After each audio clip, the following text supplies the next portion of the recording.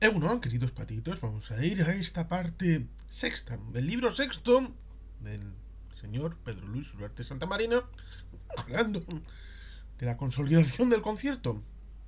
Ya hemos hablado en vídeos anteriores de la negociación del concierto, antes de la propia historia del sistema concertado, del cupo.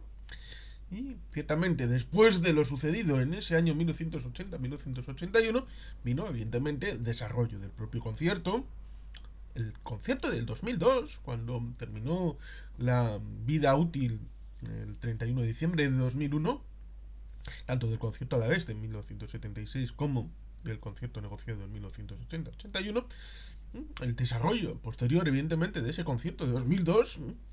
También habrá tiempo para la cuantificación del cupo, a veces una fuente de conflictos. Veremos en qué sección entra, si en lo sobrevenido, en lo ficticio, hay alguna base real. En esta sección, dice Pedro Luis, se hará referencia en primer lugar a las adaptaciones del concierto de 1981 en los años sucesivos, para adecuarse a los cambios en el sistema tributario y en especial a la implantación del IVA tras la incorporación de España en la Comunidad Económica Europea en el año 1985-86. Tras ello, se centrará fundamentalmente en la negociación y el contenido del concierto de 2002, el cual configura la octava etapa de la vida del sistema concertado, que se ha identificado como consolidación final. Aquel concierto supuso un nuevo éxito negociador en condiciones políticas muy complicadas y representó un nuevo avance en términos de contenido. Además de establecer algo tan valioso como la vigencia indefinida del sistema concertado. Aunque desgraciadamente se sigue recibiendo numerosos ataques, tal y como podrás ver en la parte octava, titulada En defensa del concierto. Asimismo, en esta parte abordamos el desarrollo que ha tenido el vigente concierto en los años posteriores a su aprobación, hasta alcanzar la concertación de 7 nuevos impuestos en 2014 y alguna cosa más a partir de 2015 hasta el presente 2023, constituyó una nueva demostración en la capacidad de adaptación del régimen concertado. Cuando abortes esta parte podrás conocer también cuáles han sido los avatares que ha tenido la aplicación de la metodología del cupo en las sucesivas leyes quinquenales y los conflictos que todavía existían en relación con el mismo. Una cuestión de singular trascendencia económica que todavía estaba pendiente de resolver cuando se escribían estas líneas a finales de octubre de 2015. Y por supuesto incluye el texto de 3.122 páginas. Hay anexos en la parte sexta como habitualmente y incluye también evidentemente el facsímil del concierto económico de 2002, con lo cual también vas a tener la colección porque estaba el facsímil de 1978, el de 1981 y ahora este del 2002. Por lo tanto, las 3.122 páginas están muy bien cubiertas en documentación, además de información.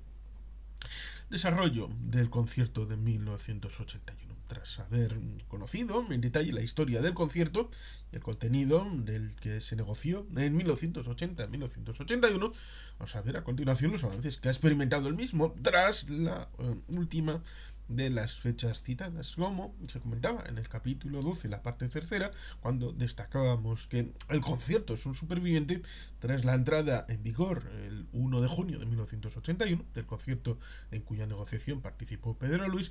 El sistema concordado siguió demostrando esta capacidad innata de mantenerse vivo, como se vio en los años siguientes en los que se produjeron modificaciones sustanciales en el sistema tributario español, como por ejemplo las ocasionadas por la entrada en vigor del nuevo impuesto de valor añadido en sustitución del histórico impuesto general sobre el tráfico de las empresas. En el único capítulo que contiene este título, vamos a analizar, por lo tanto, esas adaptaciones del concierto a una realidad cambiante, lo cual ha sido una de las características fundamentales que explican por qué ha alcanzado los 145 años de vida en 2023, lo cual 8 años menos, en 2015 eran 137 y serán 150 en 2028, dentro de muy poquito. Uno, la modificación del concierto tras la introducción del IVA y otras modificaciones del concierto hasta 2002. Como hemos comentado anteriormente, el concierto económico, que nació en 1878 y a lo largo de sus 145 años de vida ha demostrado una singular capacidad de adaptación, pues ha ido superando todo tipo de situaciones políticas, económicas, sociales, culturales, etc. En definitiva, el concierto es un organismo vivo, ya que un sistema peculiar como este, absolutamente diferenciado de los modelos de financiación que existen en otras partes del mundo y, por supuesto, en el propio Estado español, salvo el sistema convenido de Navarra, ha sabido evolucionar a lo largo del tiempo, incorporando las sucesivas modificaciones que se han ido produciendo en el sistema tributario, no solo español, sino también en el europeo y global.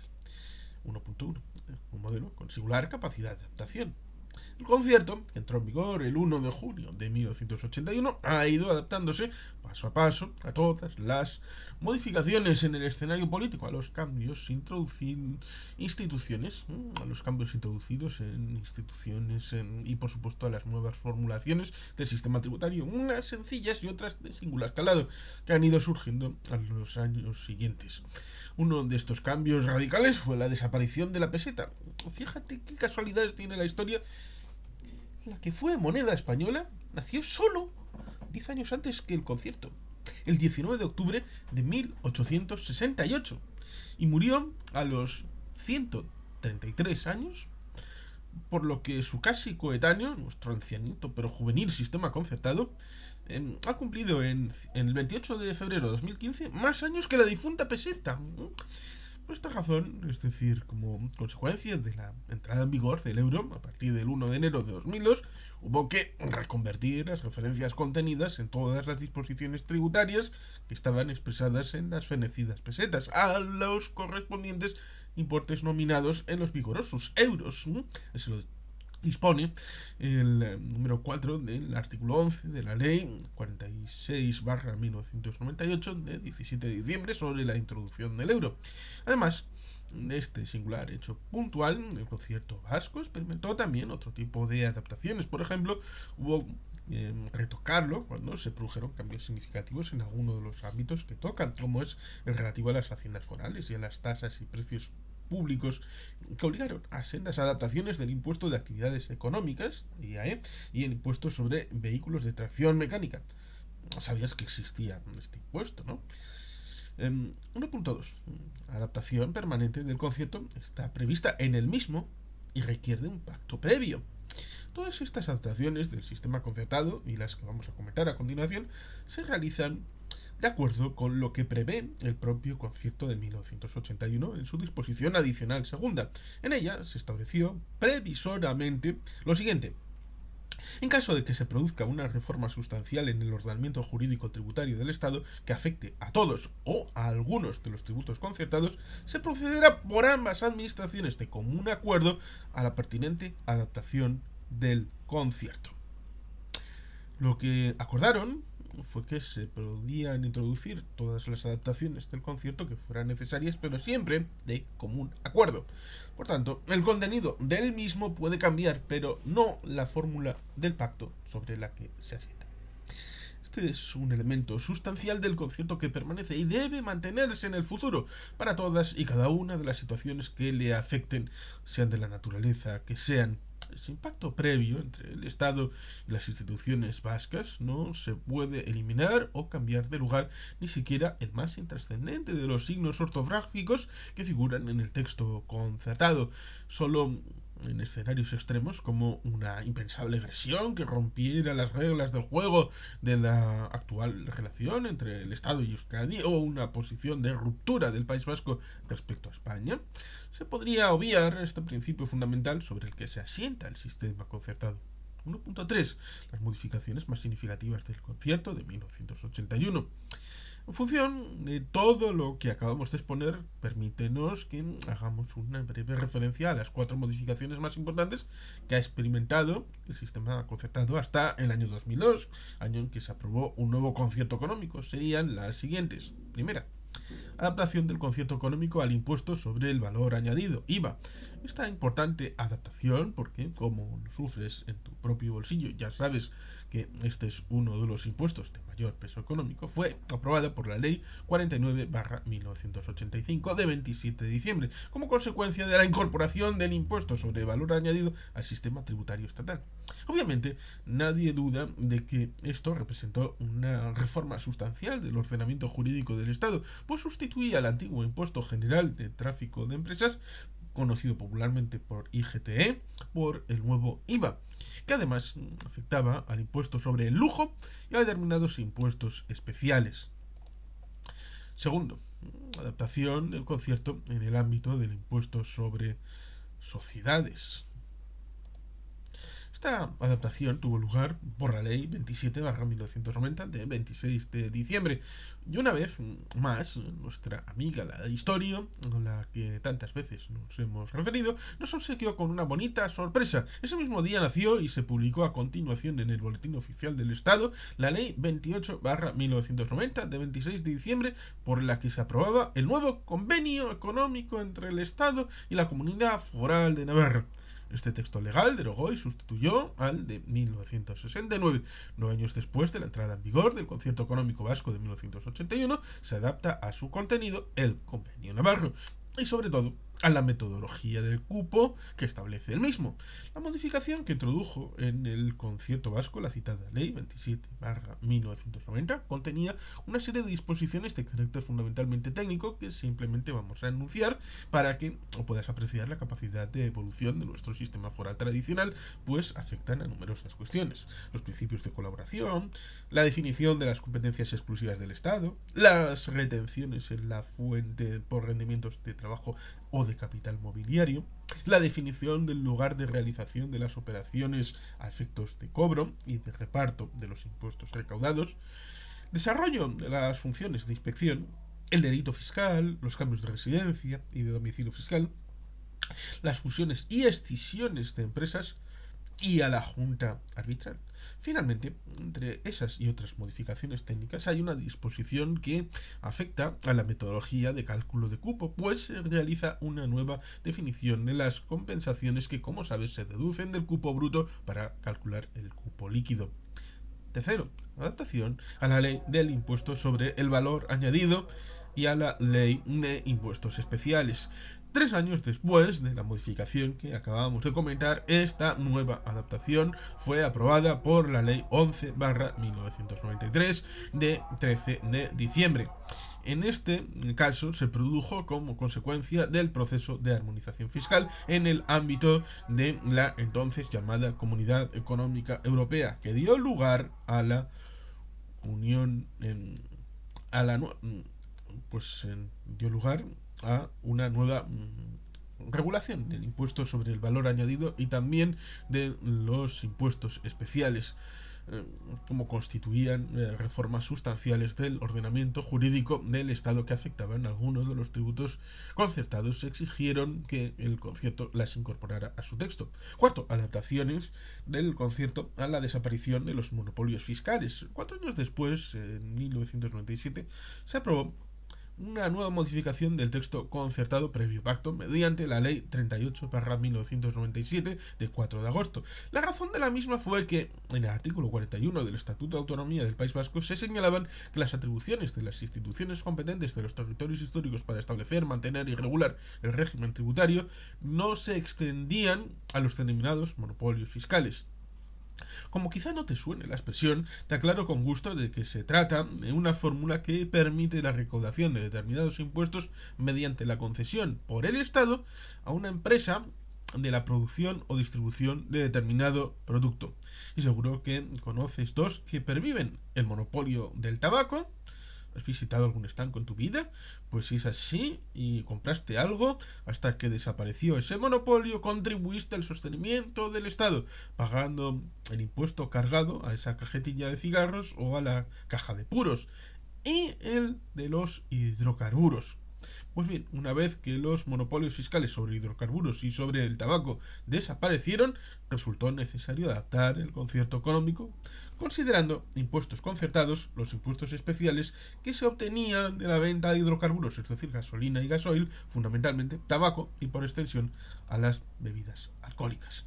Además, se aprovechó esta ley 38/1997 de 4 de agosto para concertar un nuevo impuesto que se aprobó el 30 de diciembre de 1996 sobre primas de seguro.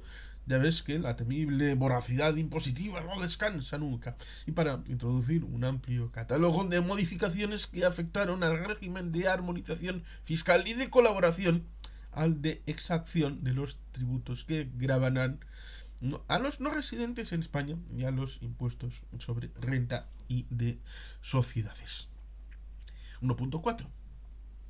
Una modificación imprevista y rechazada. Estas significativas adaptaciones técnicas del concierto económico de 1981 se fundamentaron, como antes hemos apuntado, en el contenido de la disposición adicional segunda del mismo. Sin embargo, existió otra ley de naturaleza absolutamente distinta que afectó al mismo y que no se trataba de una adaptación del sistema concertado, sino de una norma que vulneró el principio básico de que el concierto estaba fundamentado en un pacto entre el Estado y el País Vasco, para cuya modificación se requiere, como es obvio, el acuerdo de ambas partes.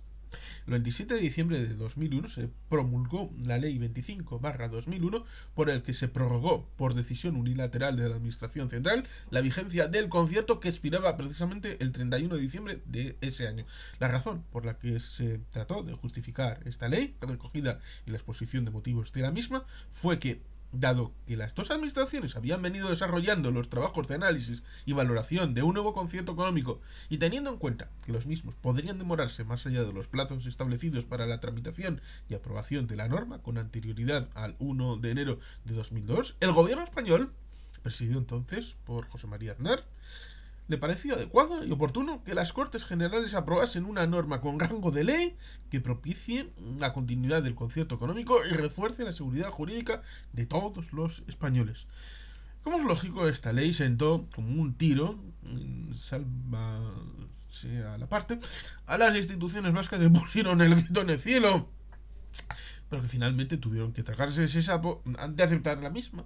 Afortunadamente, en pocos meses, como comentaremos más adelante, se llegó a un acuerdo que permitió la aprobación de un nuevo concierto económico en el año 2002. En cualquier caso, creemos que estarás de acuerdo con nosotros en que se trató de un precedente funesto, que esperamos y deseamos no tenga continuidad con actuaciones semejantes en el futuro.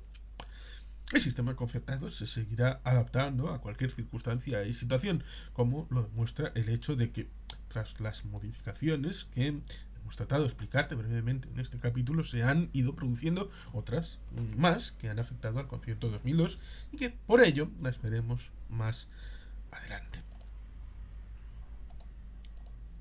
El concierto de 2002. Tras haber confirmado por tu lado cómo se ha ido produciendo la sucesiva adaptación del concierto económico a lo largo del tiempo y haberte explicado la situación compleja política a la que se llegó a finales del año 2001, cuando todavía no se había alcanzado un acuerdo para la renovación del concierto de 1981, en este título vamos a entrar precisamente en el modelo que sustituyó a aquel. Fue aprobado en el inicio de 2002 y es el texto actualmente vigente, de aquí la importancia en conocer sus características. Con este objetivo vamos a desarrollar a continuación 3 capítulos. 2. En este capítulo explicaremos el planteamiento del concierto 2002 y quiénes fueron sus negociadores. 3. En este, los avances logrados sobre el concierto de 1981, algunos de los cuales, como verás, fueron sustanciales. 4. En el último, la acogida que tuvo este concierto a los medios de comunicación de la época. Confiamos en que el contenido de estos 3 capítulos sea de tu interés y te invitamos ahora a leer el primero de ellos. Muchas gracias, amable lectora o lector. 2. La consolidación del sistema concertado en 2002. Como hemos apuntado anteriormente, cuando negociaron el concierto económico que entró en vigor el 1 de junio de 1981, fijaron que el mismo estaría vigente hasta el 31 de diciembre de 2001. La razón de elegir esta fecha y de asumir que lo pactado solo iba a durar 20 años fue muy obvia, ya que en esa misma fecha determinaba la vigencia del concierto económico de Araba de 1976, el cual se aprobó con una duración de 25 años. Teniendo en cuenta que la disposición transitoria octava del Estatuto de Autonomía del País Vasco establece que el primer concierto económico que se celebre con posterioridad a la aprobación del presente estatuto se inspirará en el contenido material del vigente concierto económico con la provincia de Álava, hubo que tomar la referencia del plazo de vigencia del concierto de este territorio histórico para evitar así que nadie pudiera achacar al nuevo concierto que originaba un detrimento a Araba.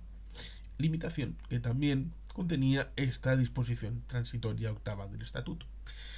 2.1. La necesidad de negociar el nuevo concierto. Al llegar al vencimiento pactado para el concierto económico de 1981, las Cortes Generales tenían que haber aprobado un nuevo sistema concertado con anterioridad al 31 de diciembre de 2001. Sin embargo, cuando entonces el Lehendakari Juan José Ibarretxe Marcuartu y la vicelehendakari Idoia Zenarruzabeitia, la responsable por tanto del Departamento de Hacienda del gobierno vasco en aquellas fechas, plantearon la necesidad de negociar un nuevo concierto económico, lo hicieron en un escenario de tremenda desconfianza y fuerte tensión política con el gobierno español presidido entonces por José María Aznar, y que contaba con Cristóbal Montoro como ministro de Hacienda, cartera que también ocupaba en el día de entonces, en el año 2015. Siguiendo en este punto, lo que señala el excelente artículo de Ignacio Zubiri titulado El nuevo concierto económico, características básicas. A este clima de desconfianza se añadía que, como algunos aspectos del concierto económico estaban y siguen estando cuestionados por diversas instituciones de la Unión Europea, los representantes de la comunidad autónoma del País Vasco querían introducir en el nuevo concierto económico alguna fórmula de representación de la comunidad autónoma del País Vasco ante esas instituciones de la Unión Europea. El Estado, por su parte, se oponía a esa representación. 2.2. Una indeseada prórroga unilateral. Como consecuencia de todo lo anterior, el 31 de diciembre de 2001 terminó la vigencia del concierto del que el autor de esta obra se negoció, dice Pedro Luis, en el año 1980, y para entonces no se había alcanzado ningún acuerdo entre las dos administraciones. Pues bien, ni corto ni perezoso, el ministro de Hacienda, Cristóbal Montoro, tomó entonces una decisión unilateral muy arriesgada, la de prolongar el concierto económico de 1981 sin edie hasta que se llegara a un acuerdo. Como es lógico, las instituciones vascas, además de echarse las manos a la cabeza, por lo que suponía aquella decisión de ruptura unilateral de un pacto entre el Estado y la comunidad autónoma vasca, protestaron enérgicamente, pero la medida se mantuvo. 2.3. Un nuevo concierto pactado. Tras este grave encontronazo, se impuso la sensatez, porque aquella situación era muy negativa para las dos partes. Gracias a ello, poco después se iniciaron nuevas negociaciones entre las dos administraciones y el día 6 de marzo de 2002 se alcanzó un nuevo acuerdo en el seno de la Comisión Mixta del Cupo, que permitió la renovación del concierto económico y la derogación del anterior. Por lo tanto, el concierto que le tocó negociar a Pedro Luis tuvo una vida, sin no se ha hecho mal el cálculo, de 20 años, 11 meses y 23 días, porque el nuevo texto acordado se aprobó por la Ley 12/2002 de 23 de mayo. Para que quede la debida constancia histórica, los firmantes del nuevo concierto económico 2002 en representación de la Administración del Estado fueron los cuatro siguientes. Sorprendentemente, la comisión no fue numéricamente paritaria, con lo que, bueno, pues ciertamente no fue numéricamente paritaria como en el concierto de 1981. En representación del País Vasco firmaron la vicelehendakari, a la que en el acta llaman vicepresidenta, y consejera de Hacienda y Administración Pública del Gobierno Vasco, Idoia Zenarruzabeitia, el consejero de Ordenación del Territorio y Medio Ambiente, Sabin Inchaurraga, de Euskal Alkartasuna, el diputado general de Araba, Ramón Rabanera, el diputado general de Vizcaya, Josu Vergara, el diputado general de Guipúzcoa, Román Sudupe, y el viceconsejero de Hacienda y Finanzas, Juan Miguel Bilbao. Como has podido ver, este concierto recibió un apoyo multipartito por parte vasca, dado que, además de que 4 de las firmas pertenecían al PNV, Vicente señores Vergara, Sudup y Bilbao, Sabin Chaurraga era dirigente de Euskal Alkartasuna y Ramón Rabanera del Partido Popular. Evidentemente se adjunta una imagen con los 4 firmantes por parte del Estado: Cristóbal Montoro, Stanislao Rodríguez Ponga, Gabriel Elorriaga y Antonio Beteta, además de los citados Zaragoza-Beitia, Inchaurraga, Rabanera, Vergara, Sudupe y Bilbao. 3.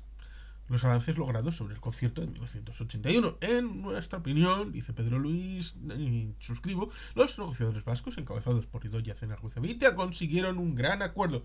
Debemos felicitarles y felicitarnos por ello, en condiciones políticamente, francamente difíciles. Y esta muy positiva valoración.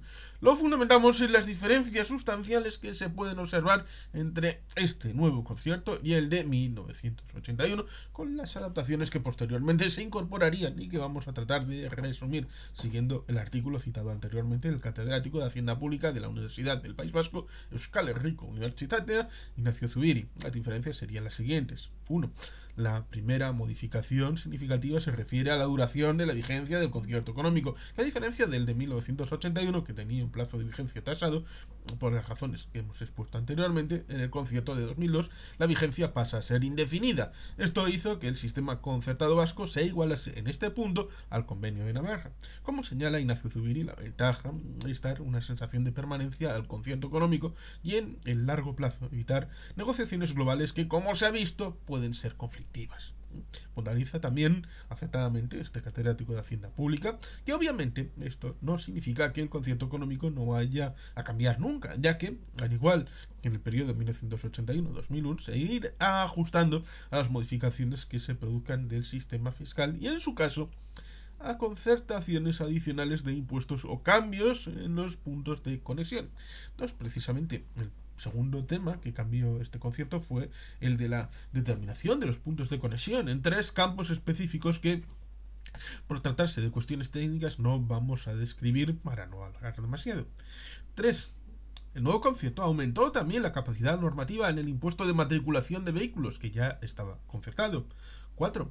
Una cuarta aportación del nuevo concierto económico fue que amplió la concertación a nuevos impuestos, como por ejemplo el nuevo impuesto que se creó en 2002 sobre el consumo de gasolinas en fase minorista, el llamado popularmente céntimo sanitario, que fue creado por el Estado para financiar teóricamente la sanidad y cedido a todas las comunidades autónomas de régimen común. Como señala Ignacio Zubiri en el artículo que venimos siguiendo, esto se hizo en las mismas condiciones y con la misma capacidad normativa que a los territorios históricos de la comunidad autónoma del País Vasco. Existe, sin embargo, una diferencia sustancial. Cuando este impuesto se cede a las comunidades autónomas de régimen común, los recursos que reciben para financiar la sanidad se reducen en la misma cuantía en la que se estima la recaudación de este impuesto al tipo básico establecido por el Estado. De esta forma, la capacidad financiera de las comunidades autónomas de régimen común no aumenta con la cesión de este impuesto. En la comunidad autónoma del País Vasco y Navarra, cuando se concierta este impuesto, la capacidad financiera aumenta en la misma cuantía que la recaudación al que da lugar. De esta forma, las diferencias de ingreso per cápita para financiar las mismas competencias entre las comunidades autónomas de régimen común y la foral aumentará en el futuro. 5. Una característica diferencial del nuevo concierto en relación con el de 1981 fue que reforzó los mecanismos de cooperación y de relación entre la administración vasca y la administración central como consecuencia del acuerdo al que se había llegado entre las dos administraciones en lo que popularmente se conoció como la paz fiscal, que comentaremos en otra parte de esta obra. 6. En cambio, como señala Ignacio Zubiri, en el caso del cupo no ha habido modificaciones sustanciales en la estructura de su cálculo, en particular en el índice de imputación, que sigue siendo como en 1981, el del 6,24%. Y las actualizaciones a partir del año base se siguen basando en los mismos principios. Sin embargo, sentado lo anterior, sí se produjo una modificación en relación con el concierto de 1981, y es que la financiación de la sanidad y la policía autónoma, en vez de tener un tratamiento diferenciado como antes, pasan a tener un tratamiento igual al de las restantes competencias asumidas. En lo que se refiere al impacto cuantitativo del nuevo concierto económico, el cupo que se estableció para el año 2002 fue inferior al del año 2001. Apunta así Ignacio Zubiri que en términos nominales la reducción es casi el 1% y en términos reales casi el 3%. La evaluación que se puede hacer, por lo tanto, de este nuevo concierto es muy buena, y así lo ratifica Ignacio Zubiri, quien señala que el nuevo concierto económico es un muy buen acuerdo, tanto en términos financieros como en la capacidad normativa que concede a los territorios históricos. Las únicas dudas que plantea este catedrático de Hacienda en relación con el sistema concertado se refieren a 4 puntos concretos sobre el que no nos vamos a extender. Primero, la representación de la comunidad autónoma vasca ante la Unión Europea, una cuestión clave que todavía no está resuelta. Segundo, el funcionamiento de la Comisión de Coordinación y Evaluación Normativa. Tercero, el diseño de los puntos de conexión. Cuarto, la posibilidad de aumentar la capacidad normativa de las instituciones competentes de los territorios históricos en los impuestos indirectos. Personalmente, dice Pedro Luis, tras el gran acuerdo logrado, está seguro de que este concierto económico de 2002, ya indefinido, podrá avanzar en estos 4 campos cuando las circunstancias políticas permitan llegar a acuerdos sustanciales en relación con los mismos. Confiamos en que tú, amigo lector, tengas esa misma esperanza. 4. La acogida del concierto de 2002 a los medios de comunicación de la época. 4.1. Medios de comunicación consultados. Una vez consultados varios medios de comunicación, vamos a analizar la información proporcionada por cada uno de ellos del siguiente modo. Primero, información publicada por los siguientes medios de comunicación españoles: El País, El Mundo, ABC y La Vanguardia. Segundo, información publicada por los siguientes medios de comunicación vascos: El Correo, Cara/Egin, Deia y Noticias de Navarra. Tercero, finalmente, la información publicada por los medios de comunicación de carácter económico: Expansión, 5 Días y El Economista. Como vamos a poder observar a continuación, estimado lector, lectora, muchos de ellos, al contrario de lo que ocurrió con el concierto de 1981, no hacen mención alguna de la renovación del concierto de 2002. 4.2. La renovación del concierto en los medios de comunicación españoles. Tras consultar diversos periódicos españoles, ha podido comprobar Pedro Luis la escasa relevancia que la renovación del concierto económico de 2002 tuvo para ellos.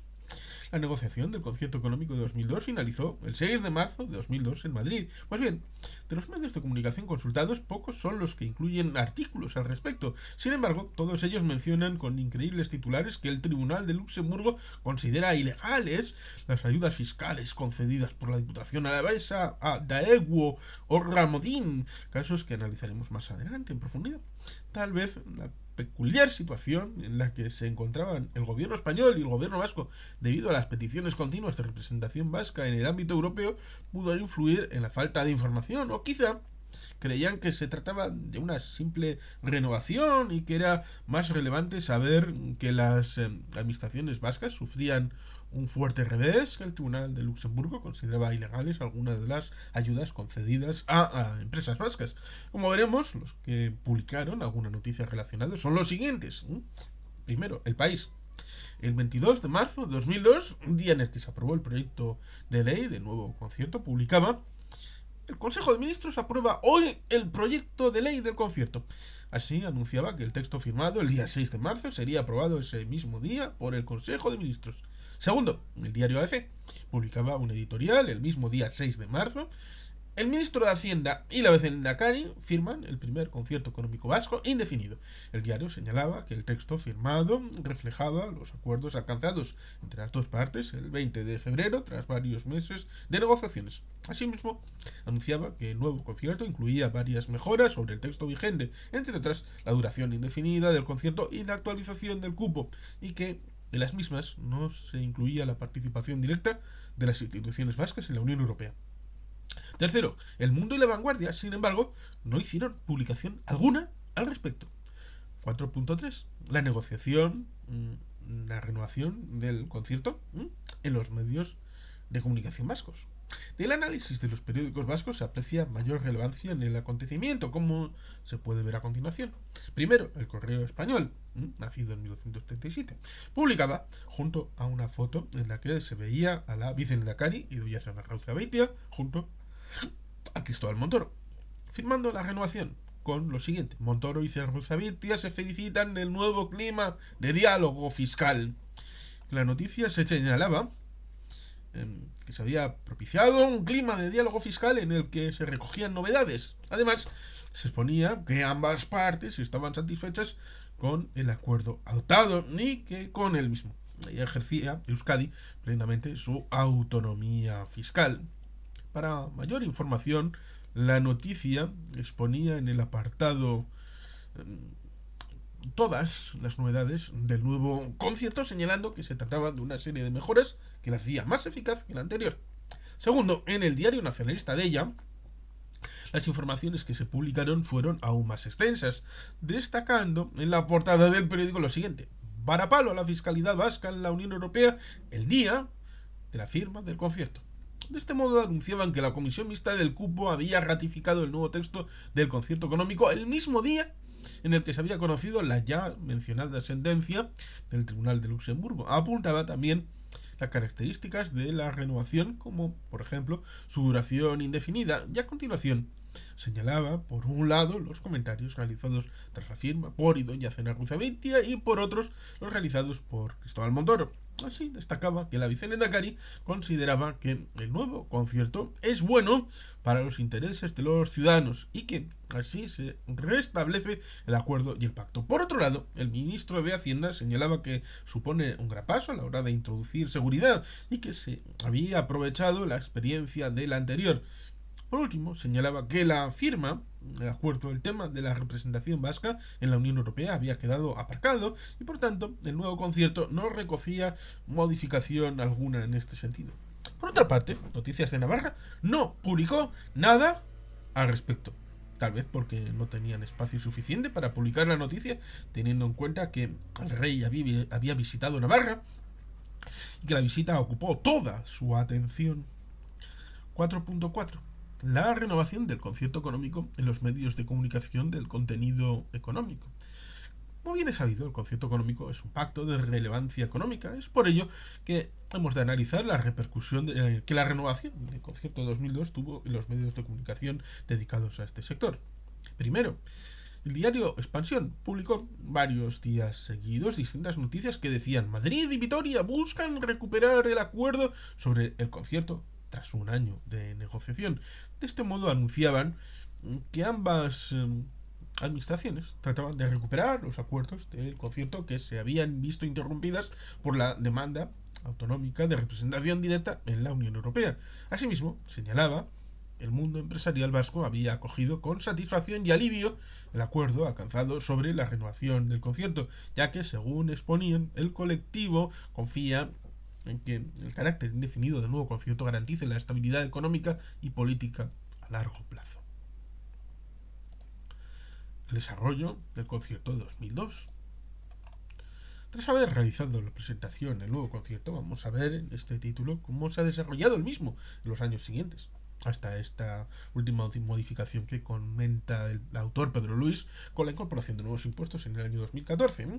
Ciertamente estamos en 2023, pero bueno, son una serie de años importantes. Para ello proponemos que leas los 3 capítulos centrados en las siguientes materias. 2. Otras modificaciones sustanciales del concierto 2002 hasta 2013. 3. El nuevo principio de estabilidad presupuestaria y su impacto sobre el concierto económico. Y 4. La concertación de 7 nuevos impuestos en 2014. Como ves, tras leer lo que proponemos, habrás conseguido avanzar en la historia del concierto prácticamente hasta los días de entonces. Faltarían los 8 años que van desde 2015 hasta 2023, pero para eso la hemeroteca te será muy útil. Por lo cual, pues ciertamente ya tienes un conocimiento profundo de su contenido y evolución. Esperamos que por ello que te interese lo que viene a continuación. 5. Otras modificaciones sustanciales del concierto de 2002 hasta 2013.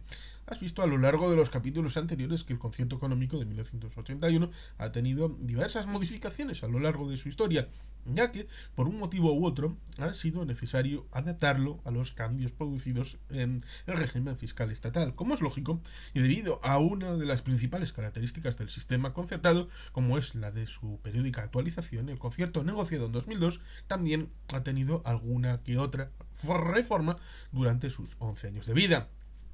Podemos confirmar así que el concierto no es un fósil, sino un organismo vivo con una singular capacidad de adaptación. 5.1. Sentencias judiciales que han afectado al concierto. Tal y como explicaremos en la parte séptima, La sentencia del Tribunal Supremo de 2004 y la del Tribunal de Justicia de las Comunidades Europeas de 2006 afectaron de una manera u otra al concierto económico, aunque no podemos decir que estas dolorosas sentencias representasen en sí mismas modificaciones del concierto. Además de esas dos sentencias muy negativas para el concierto, hay que tener en cuenta también la sentencia del Tribunal de Justicia de las Comunidades Europeas de 2008. Aunque esta última tampoco incorporó al concierto ninguna modificación, representó un gran respaldo para el mismo, ya que avaló el encaje del sistema concertado en el ámbito europeo. 5.2. Modificaciones legales del concierto de 2002. La única reforma legal significativa que ha habido es la modificación parcial que se realizó 5 años después de la aprobación. La Ley 28/2007 de 25 de octubre que adaptó el concierto a determinadas novedades técnicas del ordenamiento jurídico tributario del Estado. Simplemente para que te suenen, las modificaciones que se llevaron a cabo serían las siguientes: la introducción del concepto de grupo de entidades en el IVA, el incremento de las capacidades normativas vascas en el impuesto especial sobre determinados medios de transporte y el impuesto sobre las ventas minoristas de determinados hidrocarburos, la concertación del impuesto sobre el carbón introducido a nivel estatal y la devolución del impuesto sobre hidrocarburos a profesionales, agricultores y ganaderos en determinadas situaciones. Además, con esta ley 28/2007 se mejoró el modelo de colaboración entre el Estado y las instituciones vascas en lo que se refiere al intercambio de información para cumplir los tratados internacionales. Más importancia que lo anterior tiene el aumento de la cifra del volumen de operaciones de los puntos de conexión a 7 millones de euros, tanto en el IVA como en el impuesto sobre sociedades. Para aplicar esta modificación se tuvo que cambiar la redacción de determinados artículos del concierto económico de 2002, entre los que figuran aquellos preceptos que hacen referencia a la normativa aplicable, exacción, inspección y gestión de algunos de los impuestos concertados. 5.3. La creación de la Junta Arbitral. Junto con las modificaciones anteriores, uno de los grandes hitos que se ha dado a lo largo de estos años ha sido la constitución de la Junta Arbitral el 30 de julio de 2007, por primera vez desde el concierto de 1981. Este organismo está integrado por 3 miembros y es el encargado de resolver los conflictos que surjan entre el Estado y las diputaciones forales o entre estas y las comunidades autónomas del régimen común en todo aquello relacionado con el concierto. La constitución de este importante órgano trajo consigo la necesidad de poner en marcha un procedimiento extrajudicial de resolución de los conflictos en que tanto los contribuyentes como las distintas administraciones venían solicitando. Tras el nombramiento de los 3 juristas que la constituyeron por primera vez, Carlos Palau, Fernando de la Hucha e Isaac Mierino, se produjo un parón de la actividad que duró entre julio de 2009 y noviembre de 2010 por la dimisión del catedrático Fernando de la Hucha, hasta que se realizó el nombramiento de Javier Muguruza, un gran experto en derecho tributario y autor de varios interesantes libros sobre el concierto, a quien además has visto incluido Los Odiados, Esquerra, que matea, agradecimientos, con los que se inicia esta obra, como nuevo miembro que permitió a este órgano volviese a funcionar con normalidad. Con posterioridad, Carlos Palau fue sustituido como presidente por Gabriel Casado, catedrático de Derecho Financiero y Tributario de la Universidad Complutense. La primera reunión de la Junta Arbitral del concierto económico en su nueva composición tuvo lugar el 21 de junio de 2014 en la Bolsa de Bilbao. Tras la celebración de la misma se llevó a cabo un acto institucional en el que tomaron la palabra el consejero de Hacienda y Finanzas del Gobierno vasco, Ricardo Gachabarría, el secretario de Estado del Ministerio de Hacienda y Administraciones Públicas, Antonio Beteta, uno de los firmantes del concierto de 2002, y el nuevo presidente de la Junta Arbitral, Gabriel Casado. En su nueva configuración está seguro Pedro Luis de que este órgano de resolución de los conflictos de competencia en materia tributaria que se planteen entre las instituciones competentes de los territorios históricos y la administración del Estado tendrá una vida muy fecunda. 5.4. Modificaciones de la legislación estatal que han reforzado el concierto. El último acontecimiento relevante que ha supuesto un paso importante para el concierto vasco ha sido el llamado blindaje del concierto. Importante tema al que haremos referencia en unos capítulos más adelante y que se logró a reserva de lo que finalmente decida el Tribunal Constitucional. Spoiler, fue favorable mediante un acuerdo entre el PNV y el gobierno español, al que se llegó gracias a la iniciativa del actual, entonces, en 2015, diputado general de Vizcaya, no un diputado de Vizcaya, que tras su aprobación en las Juntas Generales de Vizcaya logró que el Parlamento Vasco aprobase por unanimidad una proposición de ley que propició nada menos que la modificación de dos leyes orgánicas del Estado en las Cortes Generales de 2010. Si es que, ciertamente, entonces el nuevo diputado general de Vizcaya, una remetería, ha dejado de serlo, y el entonces diputado Josu Erkoreka ahora es vicelendakari en el gobierno vasco. El tiempo, tempus fugit. 6. Nuevo principio de estabilidad presupuestaria y su impacto sobre el concierto económico. Vamos a tocar en este capítulo una cuestión que ha pasado bastante desapercibida para la opinión pública, no así para los especialistas y para las instituciones, porque este se ha centrado en algunos aspectos anecdóticos de la misma que vamos a contar a continuación. 6.1. Una reforma inesperada de la Constitución. Como sabes muy bien, en el año 2011 la situación económica y social de España era crítica, pues se encontraba al borde del colapso financiero y por tanto del rescate, del temido rescate. Por esta razón, el presidente del Banco Central Europeo, Jean-Claude Trichet, se permitió dirigir una carta al presidente del gobierno español, indicándole que debería tomar una serie de medidas con el fin de restablecer la confianza de los mercados. Una forma muy elegante de denominar a los prestamistas. De forma que el galopante crecimiento de la deuda pública española pudiera ser financiado a unos tipos asumibles que en algún momento tuvieron diferencias astronómicas con el bono alemán. Estamos seguros de que recordarás los episodios de algo que hasta entonces nadie conocía, como fue la famosa prima de riesgo, que llegó a sobrepasar los 700 puntos, es decir, 7 puntos porcentuales sobre lo que estaba pagando Alemania para unos instrumentos de deuda similares. Igual no recuerdas a Jean-Claude Trichet porque después llegó Mario Draghi y ahora está la Cristina Lagarde en el Banco Central Europeo, acompañada de un tal Luis de Guindos, que entonces estaba en el gobierno del señor M. Rajoy.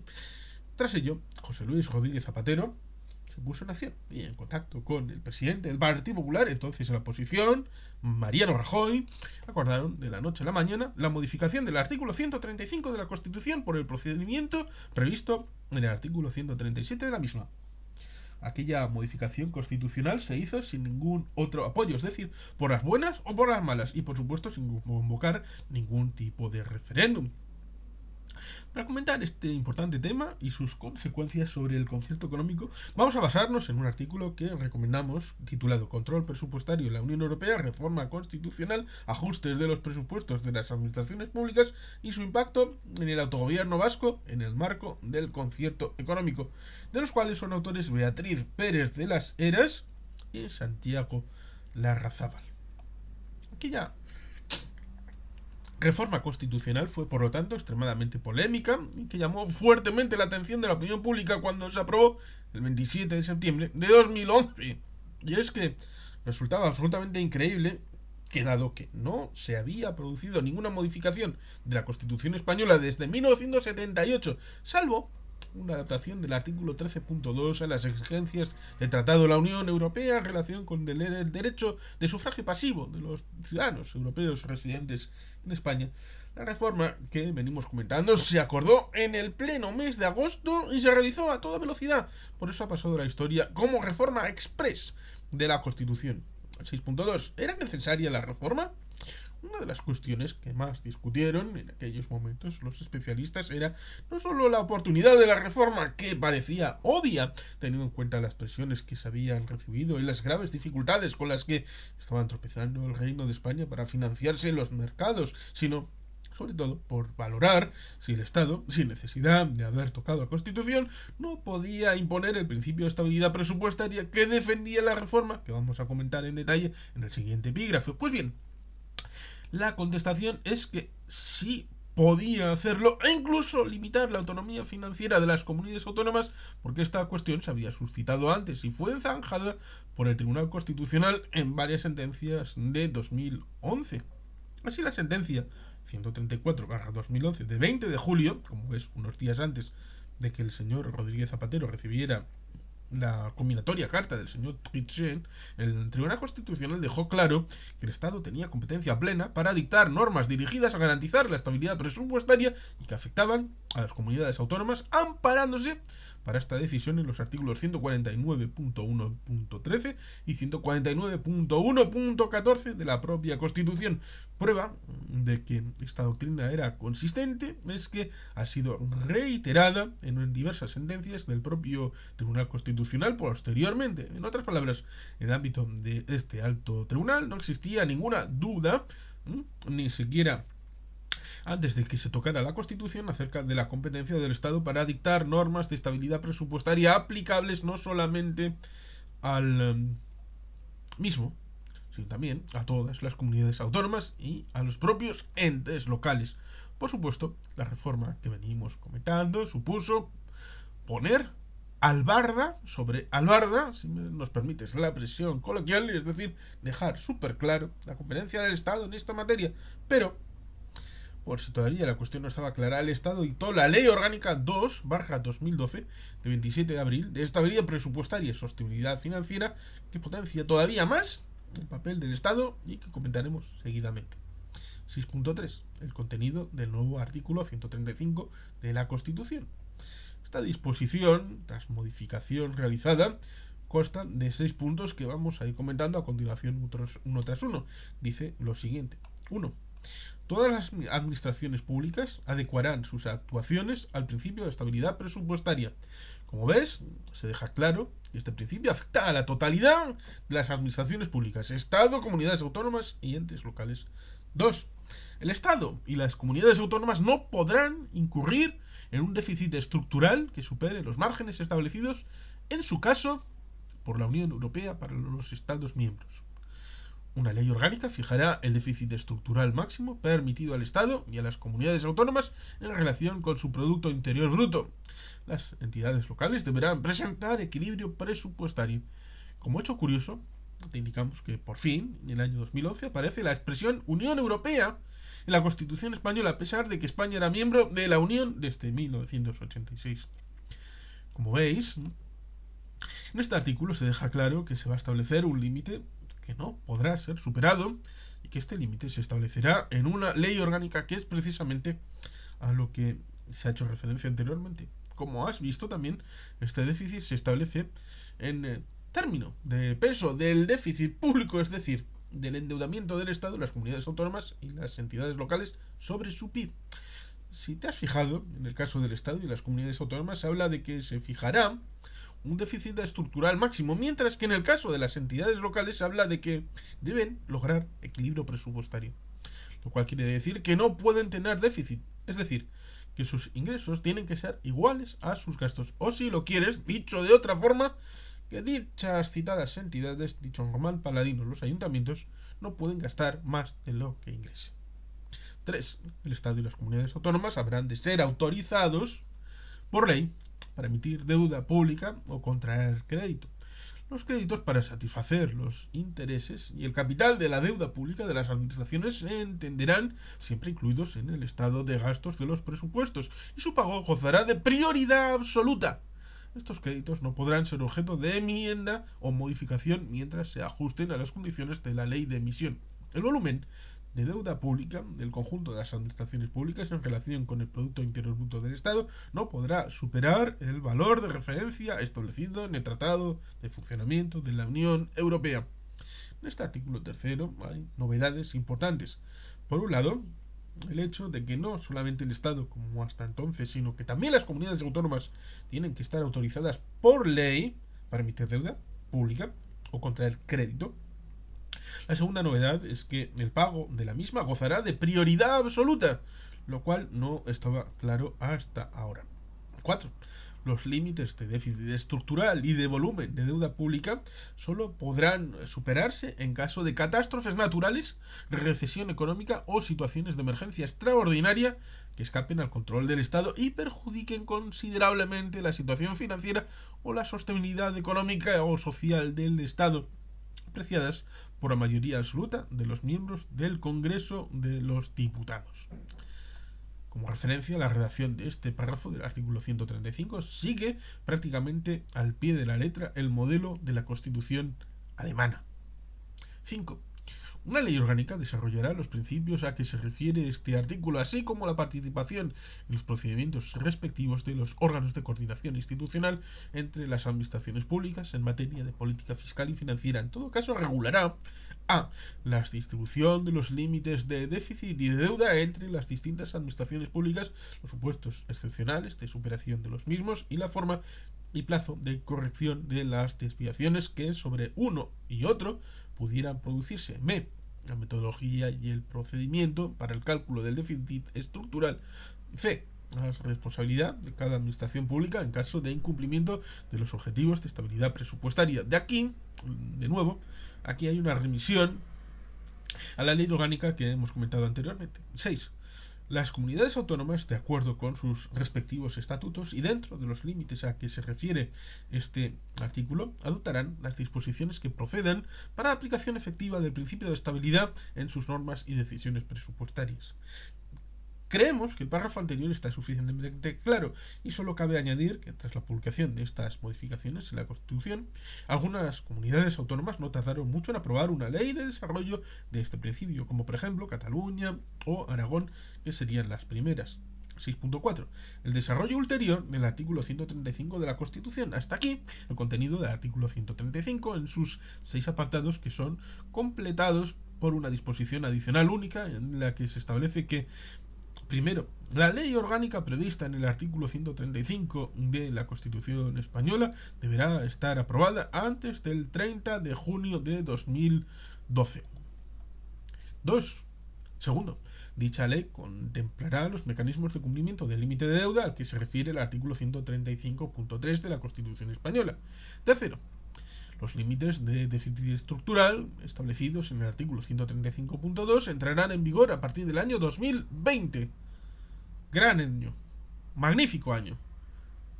Como te puedes acordar. Como ves, el artículo es bastante complejo de entender para una persona no habituada en cuestiones financieras y, como has podido comprobar, también anuncia ya que sus disposiciones van a tener un desarrollo ulterior.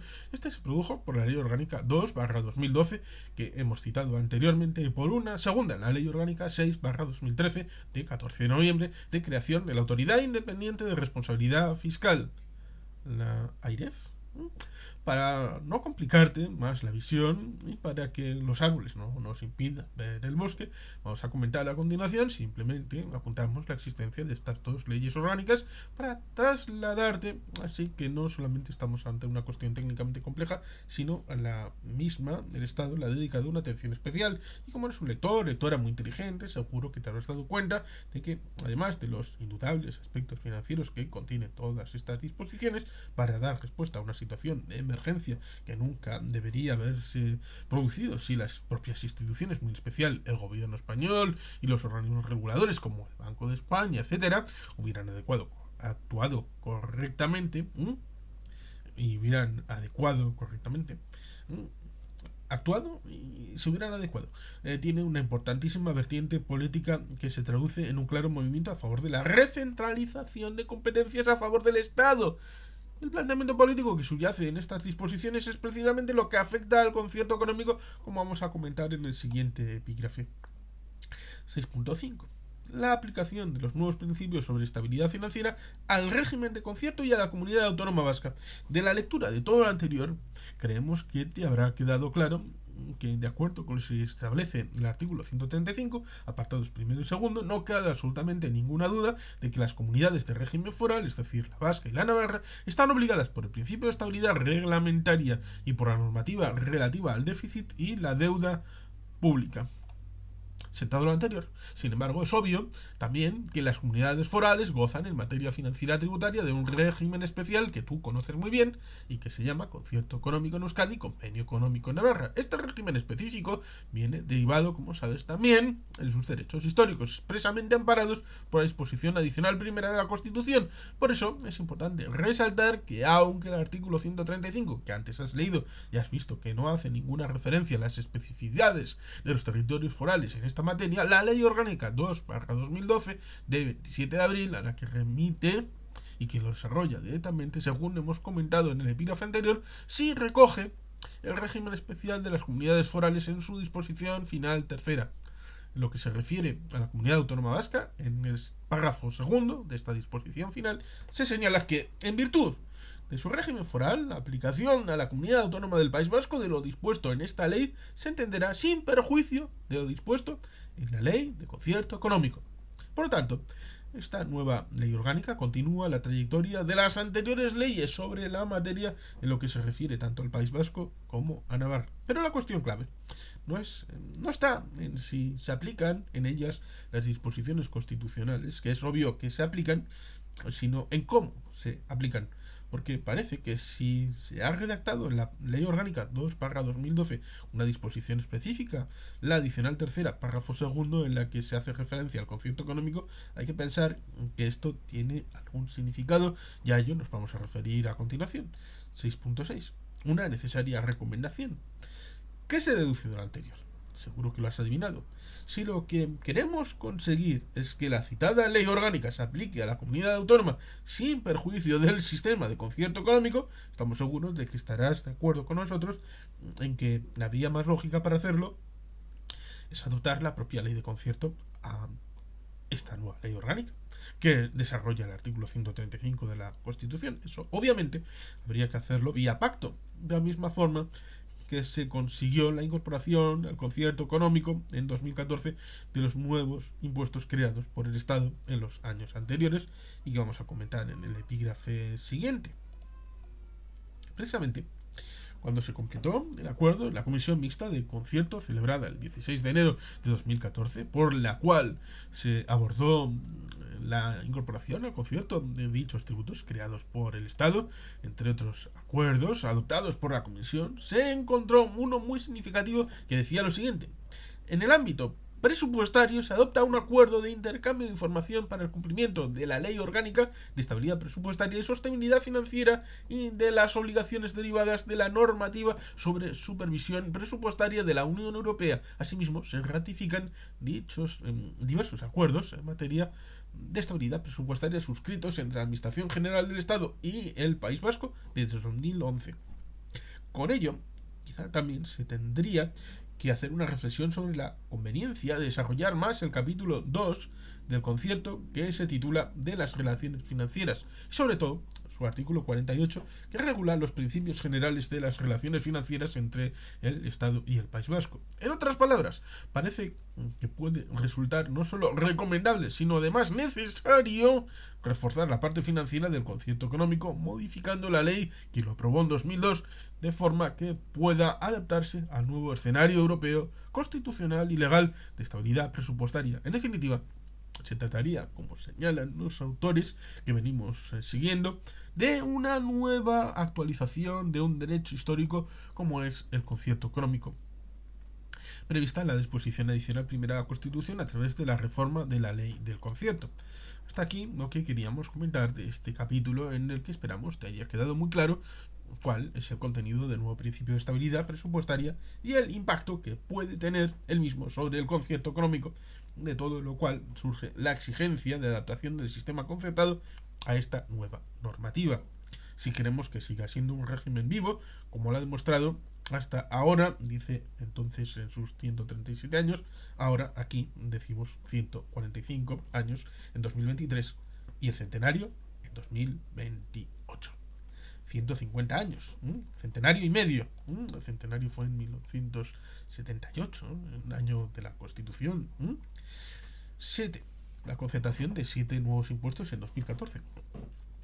Tras una negociación que duró meses, fue posible concordar los 7 nuevos impuestos creados por el Estado en 2012 y 2013. Es decir, los siguientes: gravamen especial sobre los premios de determinadas loterías y apuestas, impuesto sobre los depósitos en las entidades de crédito, impuesto sobre el valor de la producción de la energía eléctrica, impuesto sobre la producción de combustible nuclear gastado y residuos radiactivos resultantes de la generación de energía nucleoeléctrica, impuestos sobre el almacenamiento de combustible nuclear gastado y residuos radiactivos en instalaciones centralizadas, impuesto especial sobre hidrocarburos, impuesto sobre los gases fluorados de efecto invernadero, impuesto sobre actividades de juego.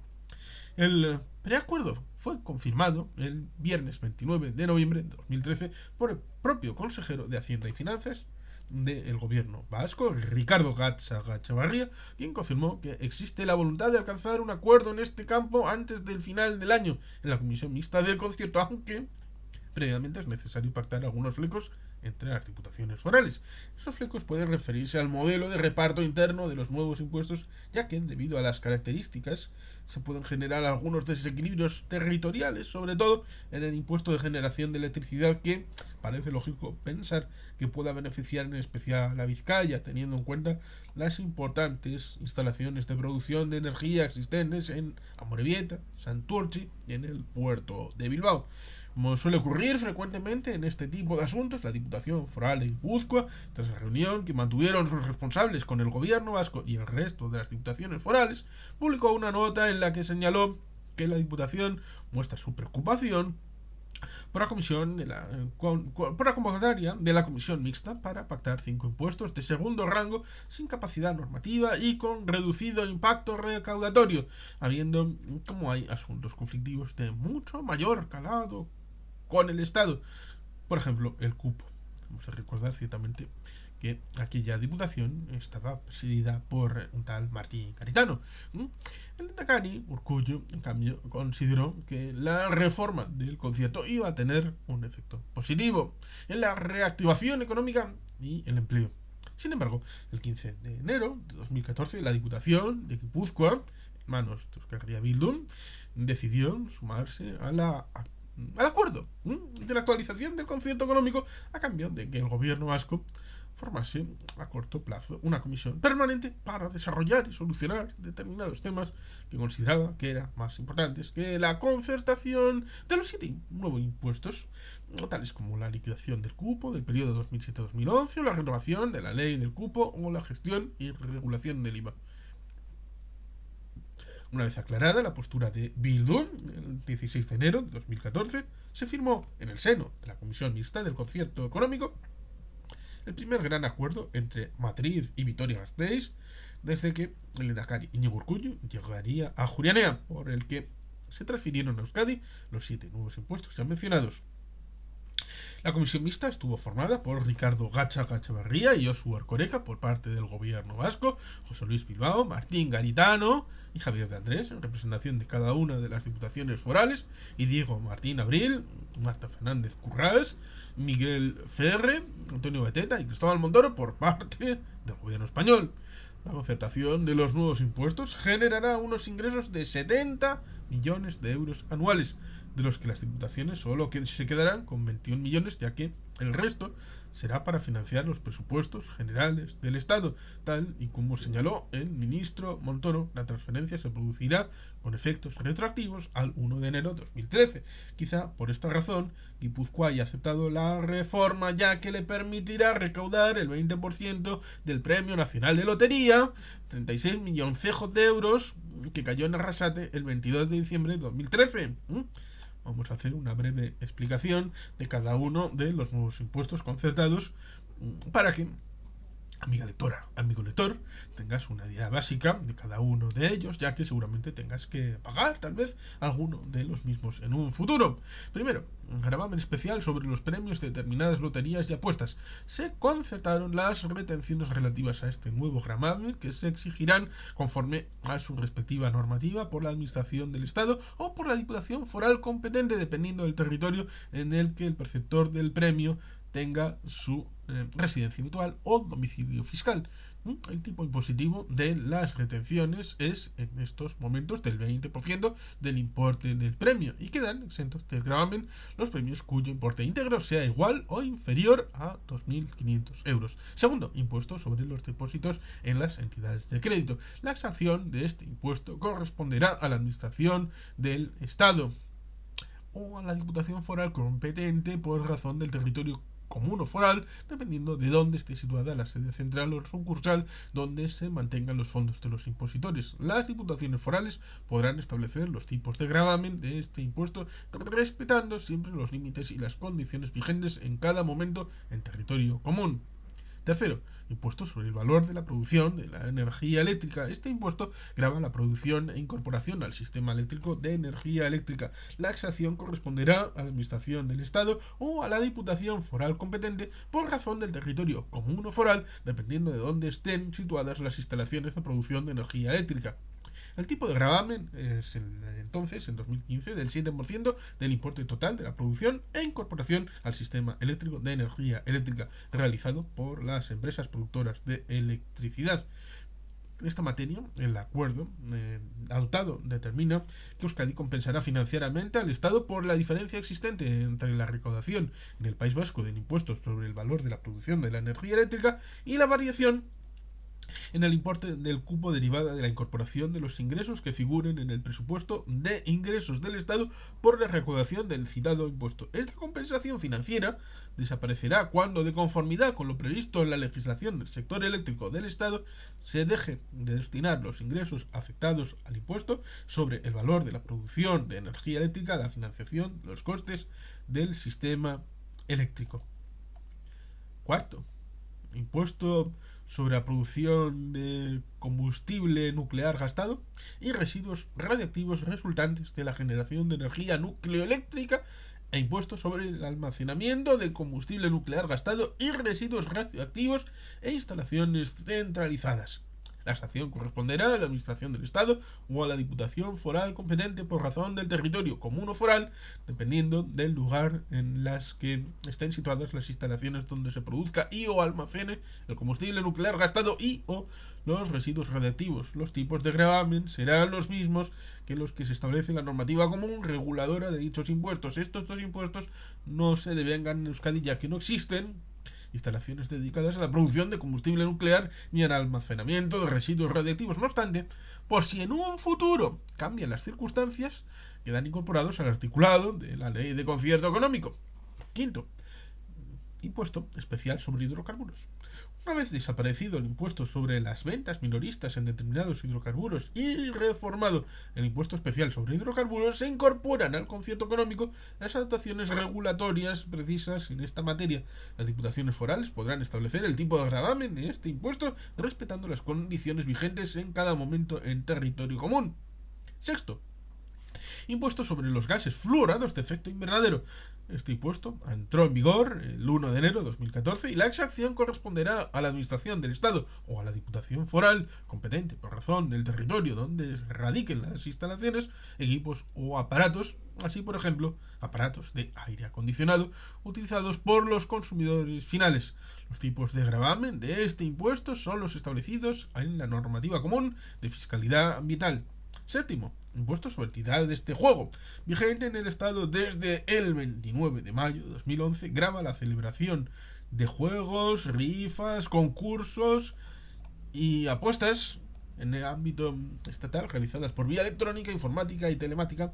Las empresas operadoras y entidades organizadoras de las actividades de juego grabadas por este impuesto tributarán, cualquiera que sea el lugar en el que tengan su domicilio fiscal, a las diputaciones forales, a la Administración del Estado o a ambas administraciones en proporción al volumen de operación realizado en cada territorio durante el ejercicio fiscal. Los tipos de gravamen son los que establece la normativa común de juego, pero aquellas actividades que sean ejercidas por operadores, organizadores o por quienes desarrollen la actividad gravada por este impuesto con residencia fiscal en Euskadi, las instituciones competentes de los territorios históricos podrán elevar los tipos establecidos del impuesto hasta un máximo del 20%. Todo ello quedó confirmado con una nota de prensa del Ministerio de Hacienda y Administraciones Públicas publicada el 16 de enero de 2014 en la que se recogían los acuerdos de la Comisión Mixta del Concierto Económico que hacía referencia a estos 7 tributos y además a otra serie de aspectos relacionados con intercambio de información, cuestiones que hemos comentado sobre el cumplimiento de la Ley Orgánica de Estabilidad Presupuestaria y Sostenibilidad Financiera y la propia Junta Arbitral al que hemos hecho referencia en un capítulo anterior y en relación con la cual, además de procederse al nombramiento del nuevo presidente, se estableció que los miembros de dicha junta pueden ser reelegibles. Pedro Luis dice que personalmente considera que aunque las formas no hayan sido las adecuadas porque el conocimiento del principio de acuerdo entre la administración vasca y la del Estado se conoció a través de una filtración periodística, el fondo del acuerdo es positivo para el concierto económico, pues resulta fundamental para hacer realidad paso a paso lo que establece el artículo 41.2.a del Estatuto de Autonomía cuando señala que las instituciones competentes de los territorios históricos podrán mantener, establecer y regular dentro de su territorio el régimen tributario. Esto hay que conseguirlo para todos y cada uno de los impuestos, aunque su importancia sea menor y las consecuencias recaudatorias, como parece que es el caso, sean diferentes para cada uno de los 3 territorios que en estos momentos conforman la comunidad autónoma del País Vasco. Por lo tanto, consideramos que la firma de este acuerdo en la Comisión Mixta del Concierto Económico es una noticia positiva para el sistema concertado vasco, ya que posibilita la incorporación de las nuevas figuras tributarias de forma que el concierto económico abarque la totalidad del sistema tributario. La cuantificación del cupo. Una fuente de conflictos. Quizá sea un tema que os pueda interesar bastante. Tras la buena noticia con la que se ha cerrado el título anterior, con la concertación de 7 nuevos impuestos en 2014, con lo que se amplió el contenido del Concierto Económico 2002, vamos a entrar ahora en un tema que resulta relativamente sencillo, pero que sin embargo está siendo fuente de conflictos. Vamos a referirnos a la cuantificación del cupo para cada uno de los años de aplicación del Concierto de 2002. Para desarrollar este título vamos a afrontar los 3 capítulos siguientes. 8.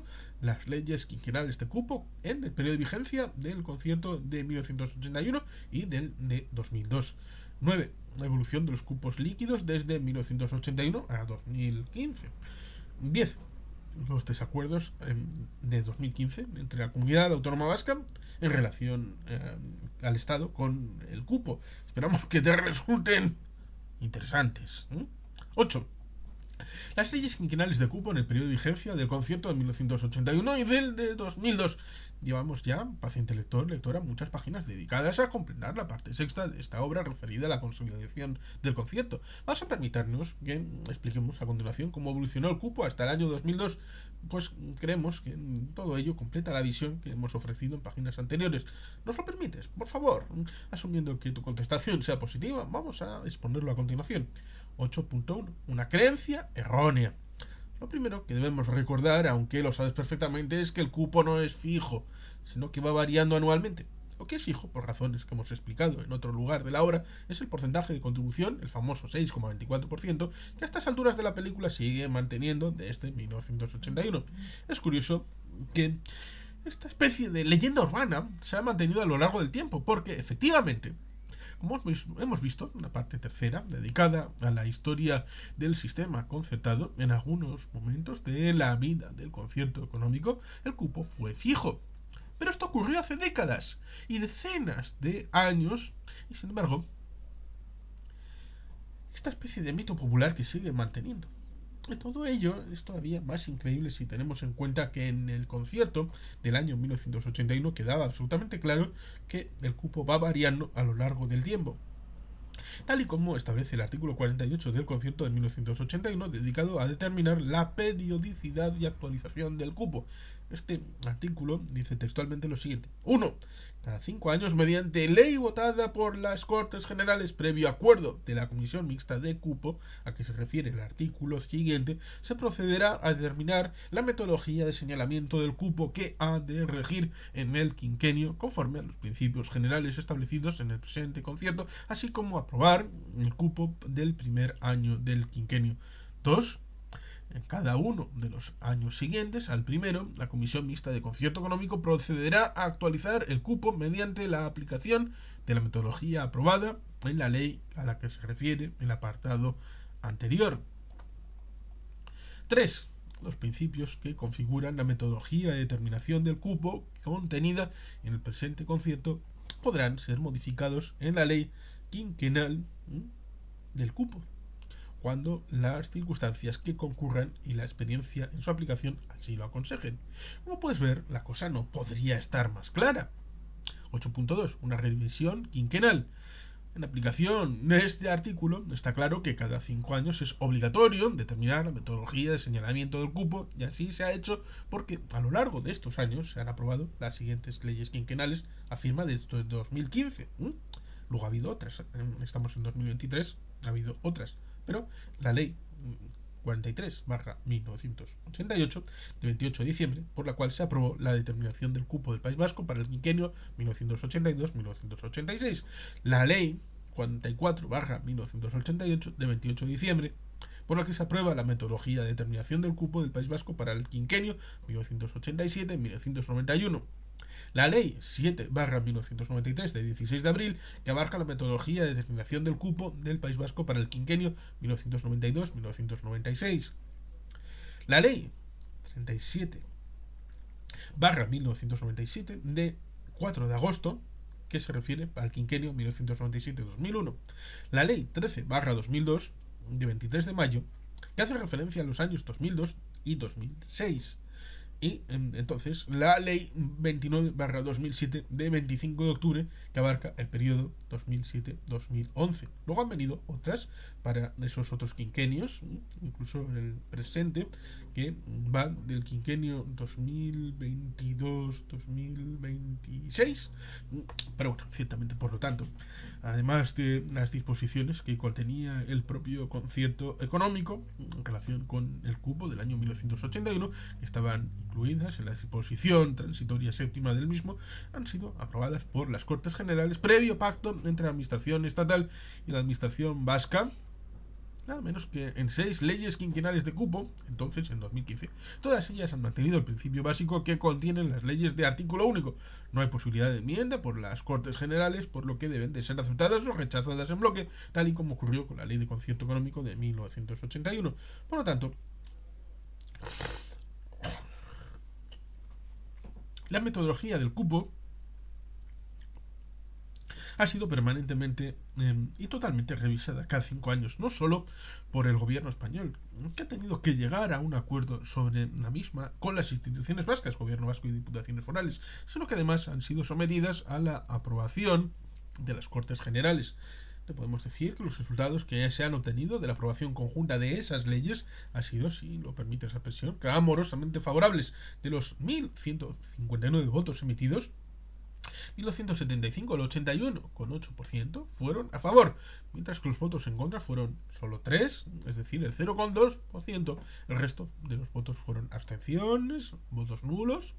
Por tanto, los resultados de las sucesivas votaciones parlamentarias tras los acuerdos a los que se llegó los distintos gobiernos y sometidos a la aprobación de distintas mayorías parlamentarias ratifican que el planteamiento que se hizo sobre la metodología del cupo en el año 1981 es desde una perspectiva técnica y política absolutamente válido. En relación con estas leyes te quiero comentar a continuación 3 casos que requieren algún comentario adicional.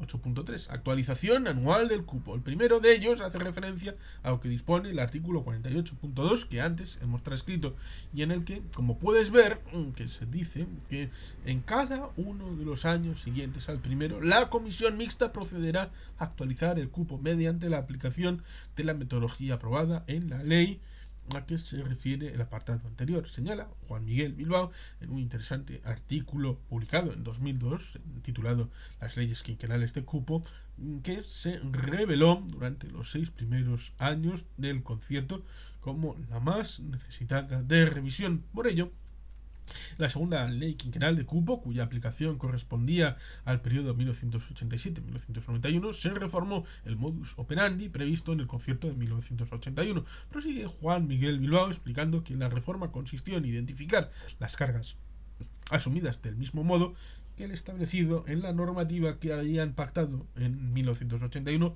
pero solamente para el primer año del quinquenio, mientras que en los 4 restantes no se repite el proceso, ya que en ellos el cupo se fija partiendo del año base del quinquenio y actualizando el mismo mediante un índice de incremento determinado en función de la recaudación del Estado por los tributos concertados. 8.4. Las discrepancias en la determinación del cupo de 1982-1987 y en la liquidación del cupo de 1981. Como sabes muy bien, en la disposición transitoria sexta del concierto económico se estableció con carácter provisional el cupo para 1981. En el punto 4 de esa disposición transitoria se señalaba que una vez que liquidados los presupuestos del Estado para el año 1981 se practicarán las rectificaciones que procedan en la valoración inicial de las cargas del Estado no asumidas por la comunidad autónoma, los ajustes y las compensaciones. Las diferencias a favor o en contra que resulten se liquidarán de acuerdo con lo prevenido en el punto 1 del artículo 55 del presente concierto. Pues bien, esto no se produjo por distintas razones, entre ellas el cambio de gobierno que se produjo en octubre de 1982 con la sustitución de la UCD por el PSOE. Y ante las discrepancias que se produjeron en los años siguientes hubo que aplicar lo previsto en la disposición transitoria quinta del concierto económico de 1981. Quinta, la Comisión Mixta del Cupo elevará el primer proyecto de ley del cupo antes del día 1 de julio de 1981. Si no sucediere así, se calculará para el ejercicio 1982 y siguientes, en su caso, un cupo con arreglo a las siguientes directrices. Primera, se aplicará la misma metodología para el cupo de 1981. Segunda, se utilizará el índice de imputación que se haya aplicado para la determinación del cupo de 1981. Tercera, se partirá de las cifras de ingresos y gastos que contenga el proyecto de ley de presupuestos del Estado. Los cupos así determinados se sustituirán por los que resulten procedentes al aplicar la ley del cupo cuando ésta se apruebe.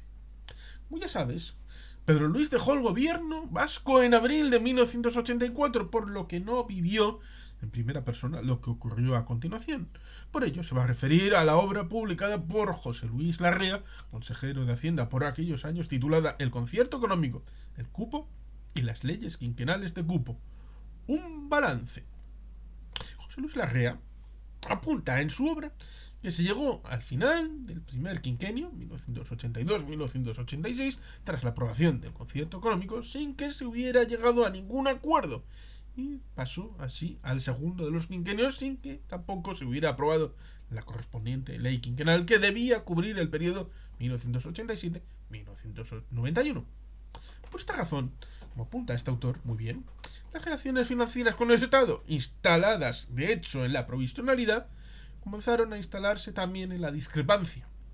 La fijación de los cupos provisionales para los años 1982-1986, por aplicación de esta disposición transitoria quinta del concierto económico, se había caracterizado por el acuerdo entre las dos partes, salvo el correspondiente a 1983, donde surgió la primera de las discrepancias entre el País Vasco y el Estado.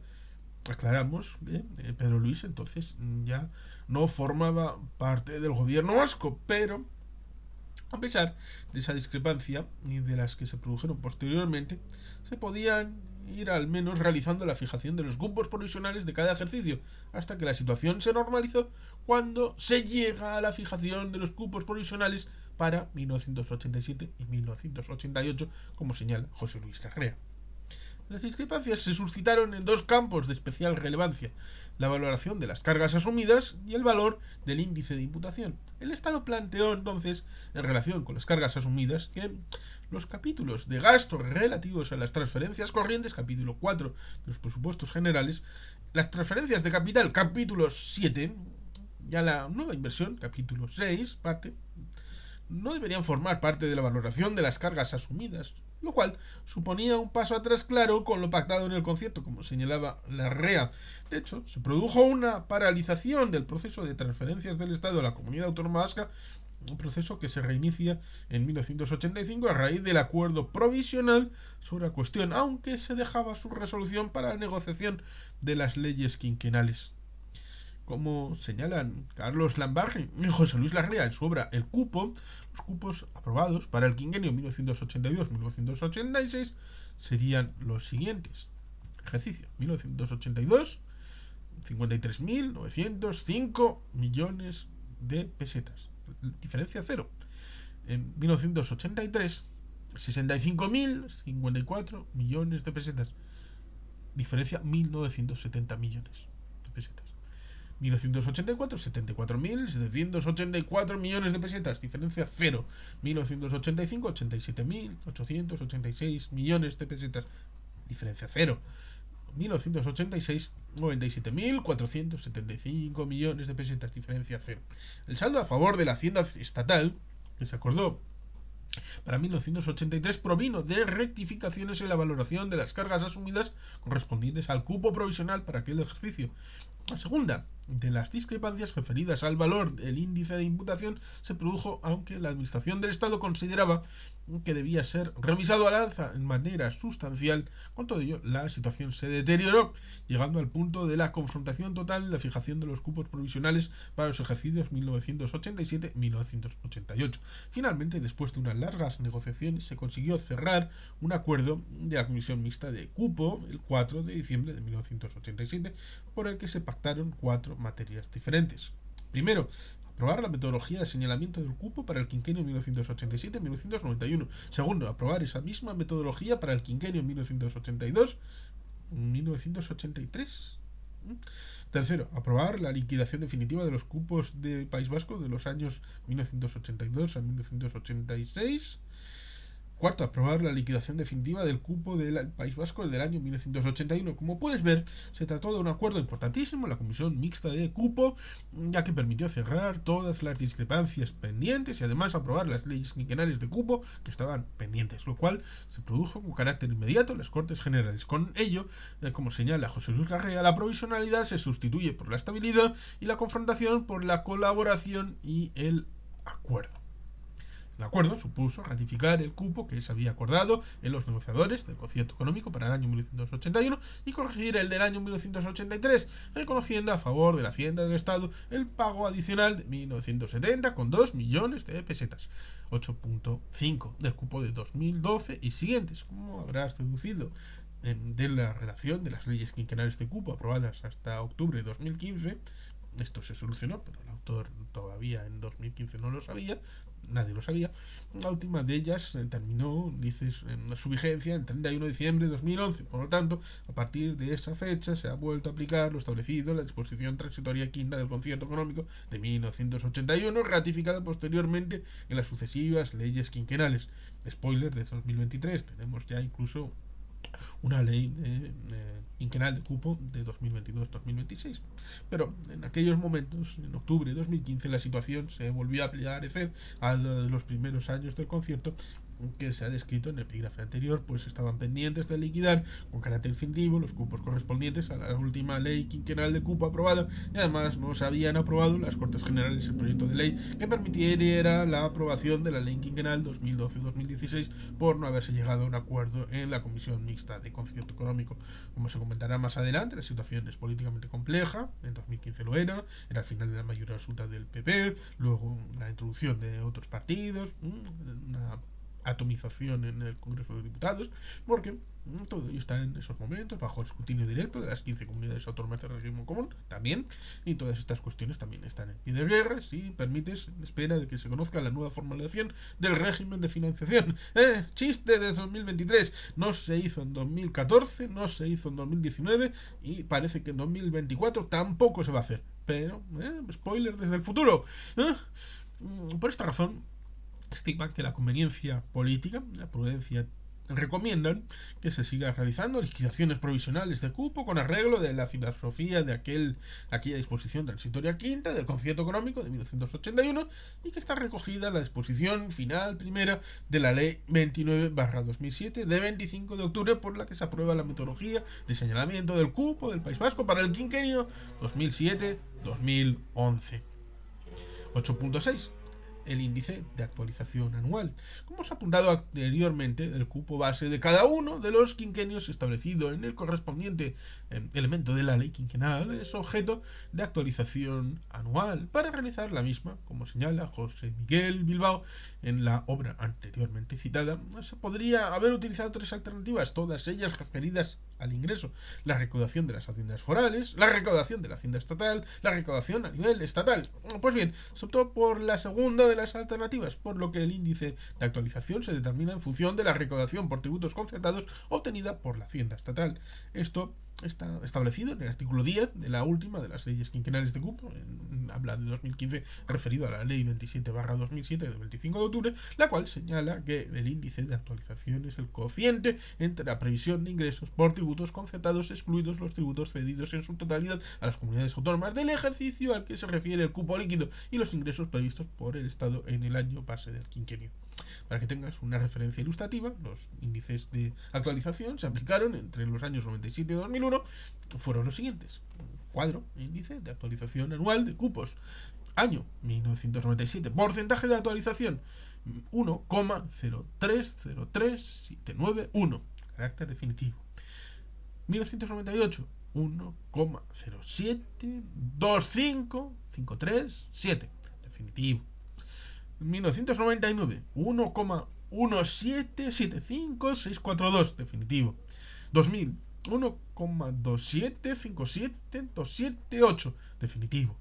2001, porcentaje de actualización 1.40008788, provisional. En otras palabras, si te fijas, el cupo del año 2001 sería, por aplicación de este índice de actualización, un 40% superior al establecido como base en el primero de los años de la ley quinquenal de la que estábamos tomando esas referencias. Con todo ello, creemos que te quedará suficientemente claro lo que ha sido la evolución de la metodología aprobada en las sucesivas leyes quinquenales de cupo desde el concierto de 1981. No volveremos a tratar el tema hasta que toquemos algunos de los ataques y críticas que se realizan en el concierto económico, como por ejemplo el absolutamente sorprendente de que los vascos no pagan nada al Estado. 9. La evolución de los cupos líquidos desde 1981. 9.1. El primer cupo global vasco. Hemos apuntado anteriormente en la disposición transitoria séptima del concierto económico de 1981. Se recoge la cantidad que debía pagar la comunidad autónoma vasca en ese año, con carácter provisional y sujeta a revisión y liquidación posterior. Para determinar el cupo bruto provisional de aquel año, se estableció que debía aportar al sostenimiento de las cargas generales del Estado un total de 116.979 millones de pesetas. Expresado en los euros actuales, estaríamos hablando de una cifra algo mayor a los 703 millones de euros. Para calcular ese cupo bruto se estimó, porque era imposible conocerlo con certeza, que las cargas generales del Estado en 1981, es decir, el valor de las competencias propias del Estado o propias de la comunidad autónoma de acuerdo con su estatuto de autonomía, pero no transferidas todavía a la misma, ascendían a 1.859.011 millones de pesetas, o si lo prefieres, 11.173 millones de euros. Las competencias transferidas a efectos de cálculo de cupo en 1981 se estimaron en 826.440 millones de pesetas, es decir, algo más de 4.967 millones de euros. Hay que recordar que a partir de septiembre de 1980, gracias al gran trabajo realizado por la Comisión Mixta de Transferencias, que por parte vasca estuvo presidida inicialmente por Carmelo Renovales y a partir de enero de 1981 por Mario Fernández, se había producido ya transferencias de funciones muy significativas a la comunidad autónoma vasca, como fueron las de educación, carreteras, cultura, deporte, seguridad, es decir, policía, y sanidad, que continuaron en 1981 y años siguientes. Aquel acuerdo se estableció también que Euskadi recibiría una cifra de compensaciones de ingresos que se estimaron en 78.383 millones de pesetas, 471 millones de euros aproximadamente, lo cual significaba que el líquido a pagar en 1981 sería de 38.596 millones de pesetas, algo menos de 232 millones de euros. Esta cantidad se abonó religiosamente en los tres plazos cuatrimestrales establecidos en esa disposición transitoria, en los meses de julio, septiembre y diciembre. 12.000, 865,33 millones de pesetas, 77,3 millones de euros en cada uno de esos meses. De aquel cupo global provisional se asignaron a Araba 4.731 millones de pesetas, el 12,26%, a Vizcaya 21.247 millones de pesetas, el 55,05%, y a Guipúzcoa 12.618 millones de pesetas, el 32,69%. ¿De dónde salió el dinero para pagar esos 38.596 millones de pesetas de cupo? De la recaudación de los impuestos concertados, que se estimó inicialmente alrededor de 118.326 millones de pesetas, 711 millones de euros. Con ello, la capacidad de gasto de la comunidad autónoma vasca quedó situada en el primer año del concierto en 79.730 millones de pesetas, 479 millones de euros. 9.2. Una recaudación creciente en el tiempo. Si comparas aquella pequeña cifra de recaudación en 1981, 711 millones de euros, con los 12.836 millones de euros que se prevén en 2015, podemos valorar el enorme salto que ha dado la capacidad recaudatoria del País Vasco en los últimos 34 años, dice en 2015. Como puedes apreciar, se ha multiplicado por 18, lo cual supone un crecimiento medio anual de 8,9%. Todo ello se ha producido debido a 4 factores básicos. 1. Aumento de los impuestos concertados año tras año, bien porque se han creado nuevos impuestos. El caso más destacado es el del IVA, que sustituyó al IGTE, o porque se han concertado con el Estado. En 1981, de acuerdo con el artículo 41.2.b del Estatuto de Autonomía y el artículo 2.1 del Concierto Económico, el cobro de la renta de las aduanas y la recaudación de los monopolios fiscales y de los impuestos sobre bebidas alcohólicas correspondía inicialmente al Estado y posteriormente pasó a estar recaudado por las haciendas forales. Y recientemente, dice en 2015, como se ha apuntado, se han concertado 7 impuestos creados por el Estado entre el año 2011 y 2012 que se han incorporado al concierto en 2014 y aumentan así la recaudación de las haciendas vascas. 2. Aumento de los tipos impositivos, como el que se produjo en 2014, y con ello de la presión fiscal nominal. 3.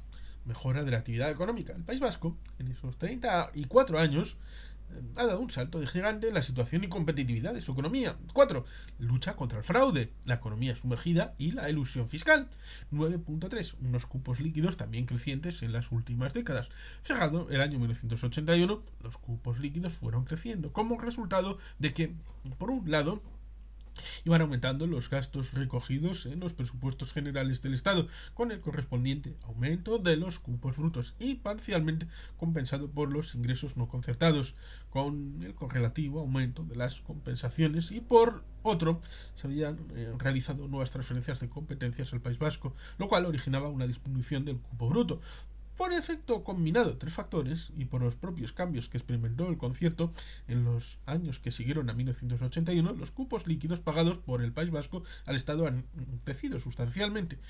Volveremos sobre este tema más adelante cuando analicemos los ataques contra el concierto económico vasco, entre ellos uno peregrino. Los vascos no pagan nada al Estado. Para que tú, sufrido lector o lectora, tengas una referencia, vamos a limitar aquí a reflejar las cifras medias del cupo líquido anual en cada periodo quinquenal desde 1981 que se deducen de las sucesivas leyes quinquenales de cupo, es decir, sin tomar en consideración ni las actualizaciones anuales ni las liquidaciones definitivas. Serían las siguientes: cupo líquido medio anual, lo dicho, sin actualizaciones ni liquidaciones. Periodo quinquenal 1981-1986, 417 millones de euros. 1987-1991, 608 millones de euros. 1992-1996, 435 millones de euros. 1997-2001, 687 millones de euros. 2002-2006, 1091 millones de euros. 2007-2011, 1648 millones de euros. Si comparamos los 243 millones de euros de cupo líquido establecido inicialmente con los cupos líquidos medios anuales aprobados en las sucesivas leyes quinquenales de cupo, podremos tener una visión aproximada del crecimiento del cupo líquido anual a lo largo de las 3 últimas décadas, que, como puedes ver en el cuadro, en el periodo 2007-2011 era 7 veces mayor que lo que se estableció inicialmente en el año 1981, de acuerdo con esa última ley quinquenal de cupo aprobada en 2007, referida a ese quinquenio de 2007-2011. Evolución del cupo líquido de 1981 a 2011, periodo quinquenal, índice de aumento, 1981, base 100. 1981, 1986, 180. 1987, 1991, 262. 1992, 1996, 188. 1997, 2001, 296. 2002, 2006, 470. 2007, 2011, 710. Con todo lo anterior, ya conoces la metodología de cupo y sabes también a cuánto asciende lo que ha venido pagando Euskadi al Estado. Cuestión que tocaremos de nuevo con más detalle en la parte octava de la obra. Como comentaremos en ella, en el periodo de 1981 a 2014, el cupo líquido pagado al Estado por la comunidad autónoma vasca en esos 34 años ascendía a 23.005 millones de euros. No sé qué opinarás tú, pero a nosotros nos parece que es una bonita cantidad. 10. Los desacuerdos actuales en el año 2015. Algunos se han solucionado en 2023, algunos se mantienen, pero desacuerdos actuales entre la comunidad autónoma vasca y el Estado en relación al cupo. Es decir, máquina del tiempo, vamos en la TARDIS a montarnos en 2015. Desde la recuperación del concierto económico para Vizcaya y Guipúzcoa y la actualización del DERABA, se han producido distintos desencuentros entre las dos administraciones, básicamente por tres razones. Sí, alguien podría decir, montámonos en el DeLorean, venga, con Doc Brown y Marty McFly. Primero, porque, como hemos apuntado más arriba, los cupos que se han ido pagando a lo largo de los 5 años en los que está en vigor cada una de las leyes quinquenales de cupo aprobadas son objeto de una liquidación definitiva tras el proceso de actualización anual que antes se ha explicado, recalculando el índice de actualización con los datos reales, no los presupuestados inicialmente, de evolución de los ingresos del Estado en el año en el que se trate. Las discrepancias contables entre el gobierno vasco y el central ascendían en diciembre del 2012, cuando finaliza la vigencia de la ley anterior de cupo, a 807 millones de euros, y esta discrepancia ha ido aumentando a una cifra próxima que a finales de 2015 se podía situar en los 2.164 millones de euros, como consecuencia de las diferencias de criterios sobre las diversas competencias como las sanitarias y las educativas. Puedes ver la evolución de estas discrepancias en el capítulo 41 de la parte octava de esta obra.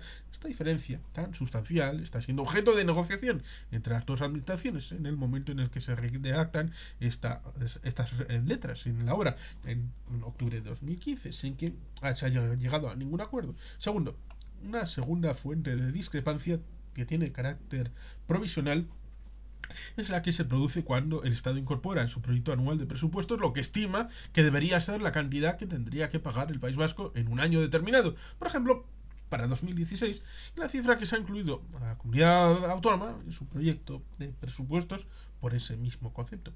Para el ejercicio 2016, las diferencias que se estiman pueden ser muy importantes en concepto del Estado.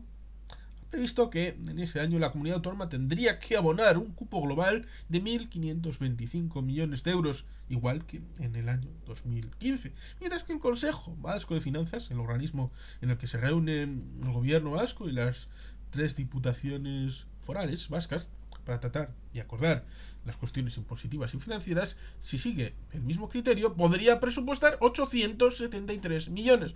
Por tanto, existe una diferencia potencial de 652 millones que debería añadirse a la expresada en el punto anterior por la liquidación de los cupos abonados por la Comunidad Autónoma Vasca del año 2007 en adelante, fecha de la aprobación de entonces la última ley quinquenal de cupo. Tercero, por último, surgieron otras diferencias que de distinta naturaleza con motivo de la negociación cada 5 años de la citada ley quinquenal. La última, dice, en 2015, fue aprobada ley 29/2007 de 25 de octubre, con la que se aprobó la metodología de señalamiento del cupo para el quinquenio 2007-2011. Repito, 2023 estamos ya en un quinquenio aprobado para 2022-2026, pero estas cosas a veces tienen esta retranca. Por lo tanto, al finalizar el año 2011, las dos administraciones se tenían que haber sentado a la mesa para llegar a un acuerdo sobre la ley quinquenal de cupo del periodo 2012-2016, pero esto no ha ocurrido, no ocurrió para el 2015, fue después, y por lo tanto se está operando con un procedimiento provisional, aunque totalmente legal. Al no haberse producido el acuerdo pertinente, se aplica la disposición transitoria quinta contenida en el concierto de 1981 y que Pedro Luis negoció personalmente con el ministro de Hacienda, don Jaime García Añoveros. la cual permite garantizar la continuación de los pagos realizados por Euskadi, pero situando a esta en una confortable posición negociadora, pues se mantiene la metodología del cálculo del cupo aplicada en la ley quinquenal anterior. En la ley quinquenal del año 2007, esta norma está recogida en la disposición final primera, en la que se señala, excepcionalmente, si transcurrido el pacto de vigencia de la presente ley no se hubiera promulgado una nueva ley reguladora de la metodología de señalamiento del cupo para los ejercicios siguientes, la metodología recogida en la presente ley, será de aplicación en todos sus términos para el señalamiento provisional de los cupos líquidos y de las compensaciones a que se refiere el artículo 6.2 y la disposición adicional primera de la presente metodología y la disposición transitoria cuarta del concierto económico del ejercicio 2012 y siguientes. Los cupos y compensaciones así determinados se sustituirán por los que resulten procedentes de aplicar a la ley que los regula citada en el párrafo anterior una vez ésta sea aprobada. En base a lo anterior, la Comunidad Autónoma del País Vasco habrá ido abonando a lo largo de los años 2012, 2013, 2014 los sucesivos cupos a pagar y seguirá abonándolos, calculados de acuerdo con la metodología establecida en la Ley Quinquenal de 2007. Cuando se produzca la aprobación de la futura Ley Quinquenal, se calculará de nuevo, con carácter definitivo, los cupos de los años atrasados en los que se aplica la ley anteriormente firmada y será la liquidación definitiva entre las cifras estimadas previamente y pagadas por las dos administraciones. Conclusión. Por lo tanto, ya vamos a la conclusión de la parte sexta. Hemos llegado ya al final de la parte sexta, que esperamos que te haya gustado y haya reforzado tu convicción sobre la capacidad de desarrollo que tiene el concierto económico, adaptándose a todo tipo de circunstancias.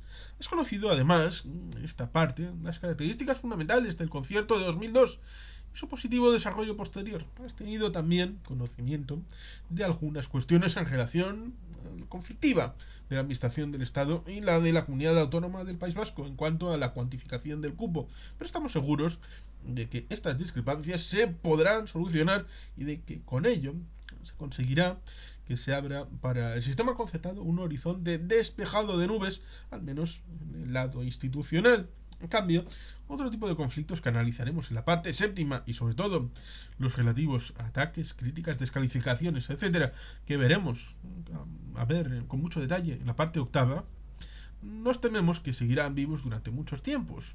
Y por eso hay que hacer explícita situación en que en la lista de reproducción de este canal, en el concierto económico, están incluidas la parte octava, como lo estará también la parte séptima. En extenso está recogida la parte más importante del libro este de 3122 páginas. La parte octava es la más sustanciosa, la más grande, y ciertamente parece que seguirán vivos aunque les hagamos frente precisamente confrontando con la verdad. En este último título de la parte que estás concluyendo, vamos a hacer unas pequeñas reflexiones en un único capítulo. 11.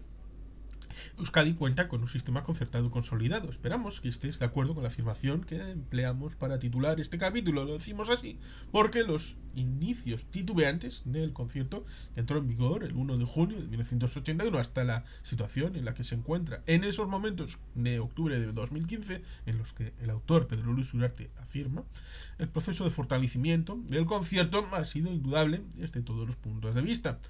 Un hecho especialmente relevante desde esa perspectiva es el acuerdo que se logró con los negociadores vascos del concierto de 2002 sobre su vigencia indefinida. Era la primera vez en la que el sistema concertado tenía una referencia temporal ilimitada, porque, como recordarás de la parte tercera de la obra, el primero de los conciertos tuvo una duración de solo 8 años, y en la última etapa de los mismos, a partir de 1925, esta vigencia se extendió hasta los 25 años, periodo en que se mantuvo en los dos últimos conciertos de Araba, negociados ya en época del franquismo, cuando ni Vizcaya y Guipúzcoa disfrutaban del mismo tras la infame decisión del generalismo franco de eliminarlos el 23 de junio de 1937. Reconocerás con nosotros que eso significaba un paso adelante importantísimo que garantizaba la pervivencia del concierto, salvo que surjan hechos gravísimos que analizaremos en la parte octava y décima de la obra, pero que son, con los datos que existen actualmente, absolutamente impensables. Si a la consideración que acabamos de hacer añades otra referencia, también muy significativa, que es el concierto del año 2002, es una pieza legislativa de un contenido amplísimo, pues tiene un total de 66 artículos, 4 disposiciones adicionales, 13 disposiciones transitorias y una disposición final, comparadas ese complejo y extenso contenido con el del primero de los conciertos, el de 1981, no, el de 1878. Convendrás con nosotros que el salto ha sido excepcional, el de 1878 respecto al de 2002. Es decir, el régimen de concierto se puede decir en estos momentos, tanto en 2015 como en 2023, que para los que lo conocen significa un referente dentro de la comunidad autónoma del País Vasco. Y ello no solamente desde el punto de vista institucional, sino como hemos comentado en algunos otros lugares de la obra, y volveremos a insistir en ello más adelante, también desde un punto de vista personal. Esta valoración positiva no queda empañada por el hecho de que se hayan surgido nubarrones en los debates entre las dos administraciones para cuantificar el cupo. Eso entra de lo que suele ser habitual, pero no está reñido con el hecho indudable de que no impide poder llegar a acuerdos de gran trascendencia, no solamente política, sino también en términos de contenido, como refleja la aprobación de la ley de 2014, a la que hemos hecho referencia en un capítulo anterior, por el que se incorporan al concierto económico 7 nuevos impuestos. Y como digo, desde el presente, 2023, de 2015 a 2023, ha habido nuevas incorporaciones, nuevas leyes quinquenales de cupo. Por tanto, cateas de ETEN, la cadena nunca se ha roto, salvo que desde fuera nos la han querido romper. Por tanto, los debates que podían existir entre las dos administraciones sobre las cantidades que debería pagar el País Vasco al Estado no han impedido llegar a pactos sustanciales que han permitido el ensanchamiento del concierto. Todo ello unido a las sucesivas modificaciones que ha sufrido el mismo para adaptarlo a cambios sustanciales en el ordenamiento tributario estatal, permite afirmar sin lugar a dudas que el sistema concertado está absolutamente consolidado. Y con esta positiva manifestación y con esta absoluta tranquilidad de conciencia podemos dar por concluida esta parte sexta y preparar nuestro espíritu para abordar el contenido de la séptima, donde verás que han existido situaciones conflictivas muy graves, pero también resoluciones de la máxima instancia judicial europea que permiten volver a ratificar que la afirmación que da título a este capítulo es absolutamente válida y cierta. Un concierto consolidado. Espero, amigo lector o lectora, que todo lo anterior te haya interesado y que hayas renovado tu ánimo y tus ganas para continuar con esta lectura de esta obra. El autor de la misma, Pedro Luis, y yo mismo te lo agradecemos profundamente. Ciertamente, así se termina el libro, el libro número 6, con este gran documento, ciertamente hablando sobre el concierto de 2002 y también sobre el tema de la metodología del cupo después de 1981. Y por tanto, aquí lo dejamos, ya continuaremos con el libro séptimo en otra ocasión. Y sin más, queridos patitos, es que ricasco, agur, pero bat, Betty Helpien.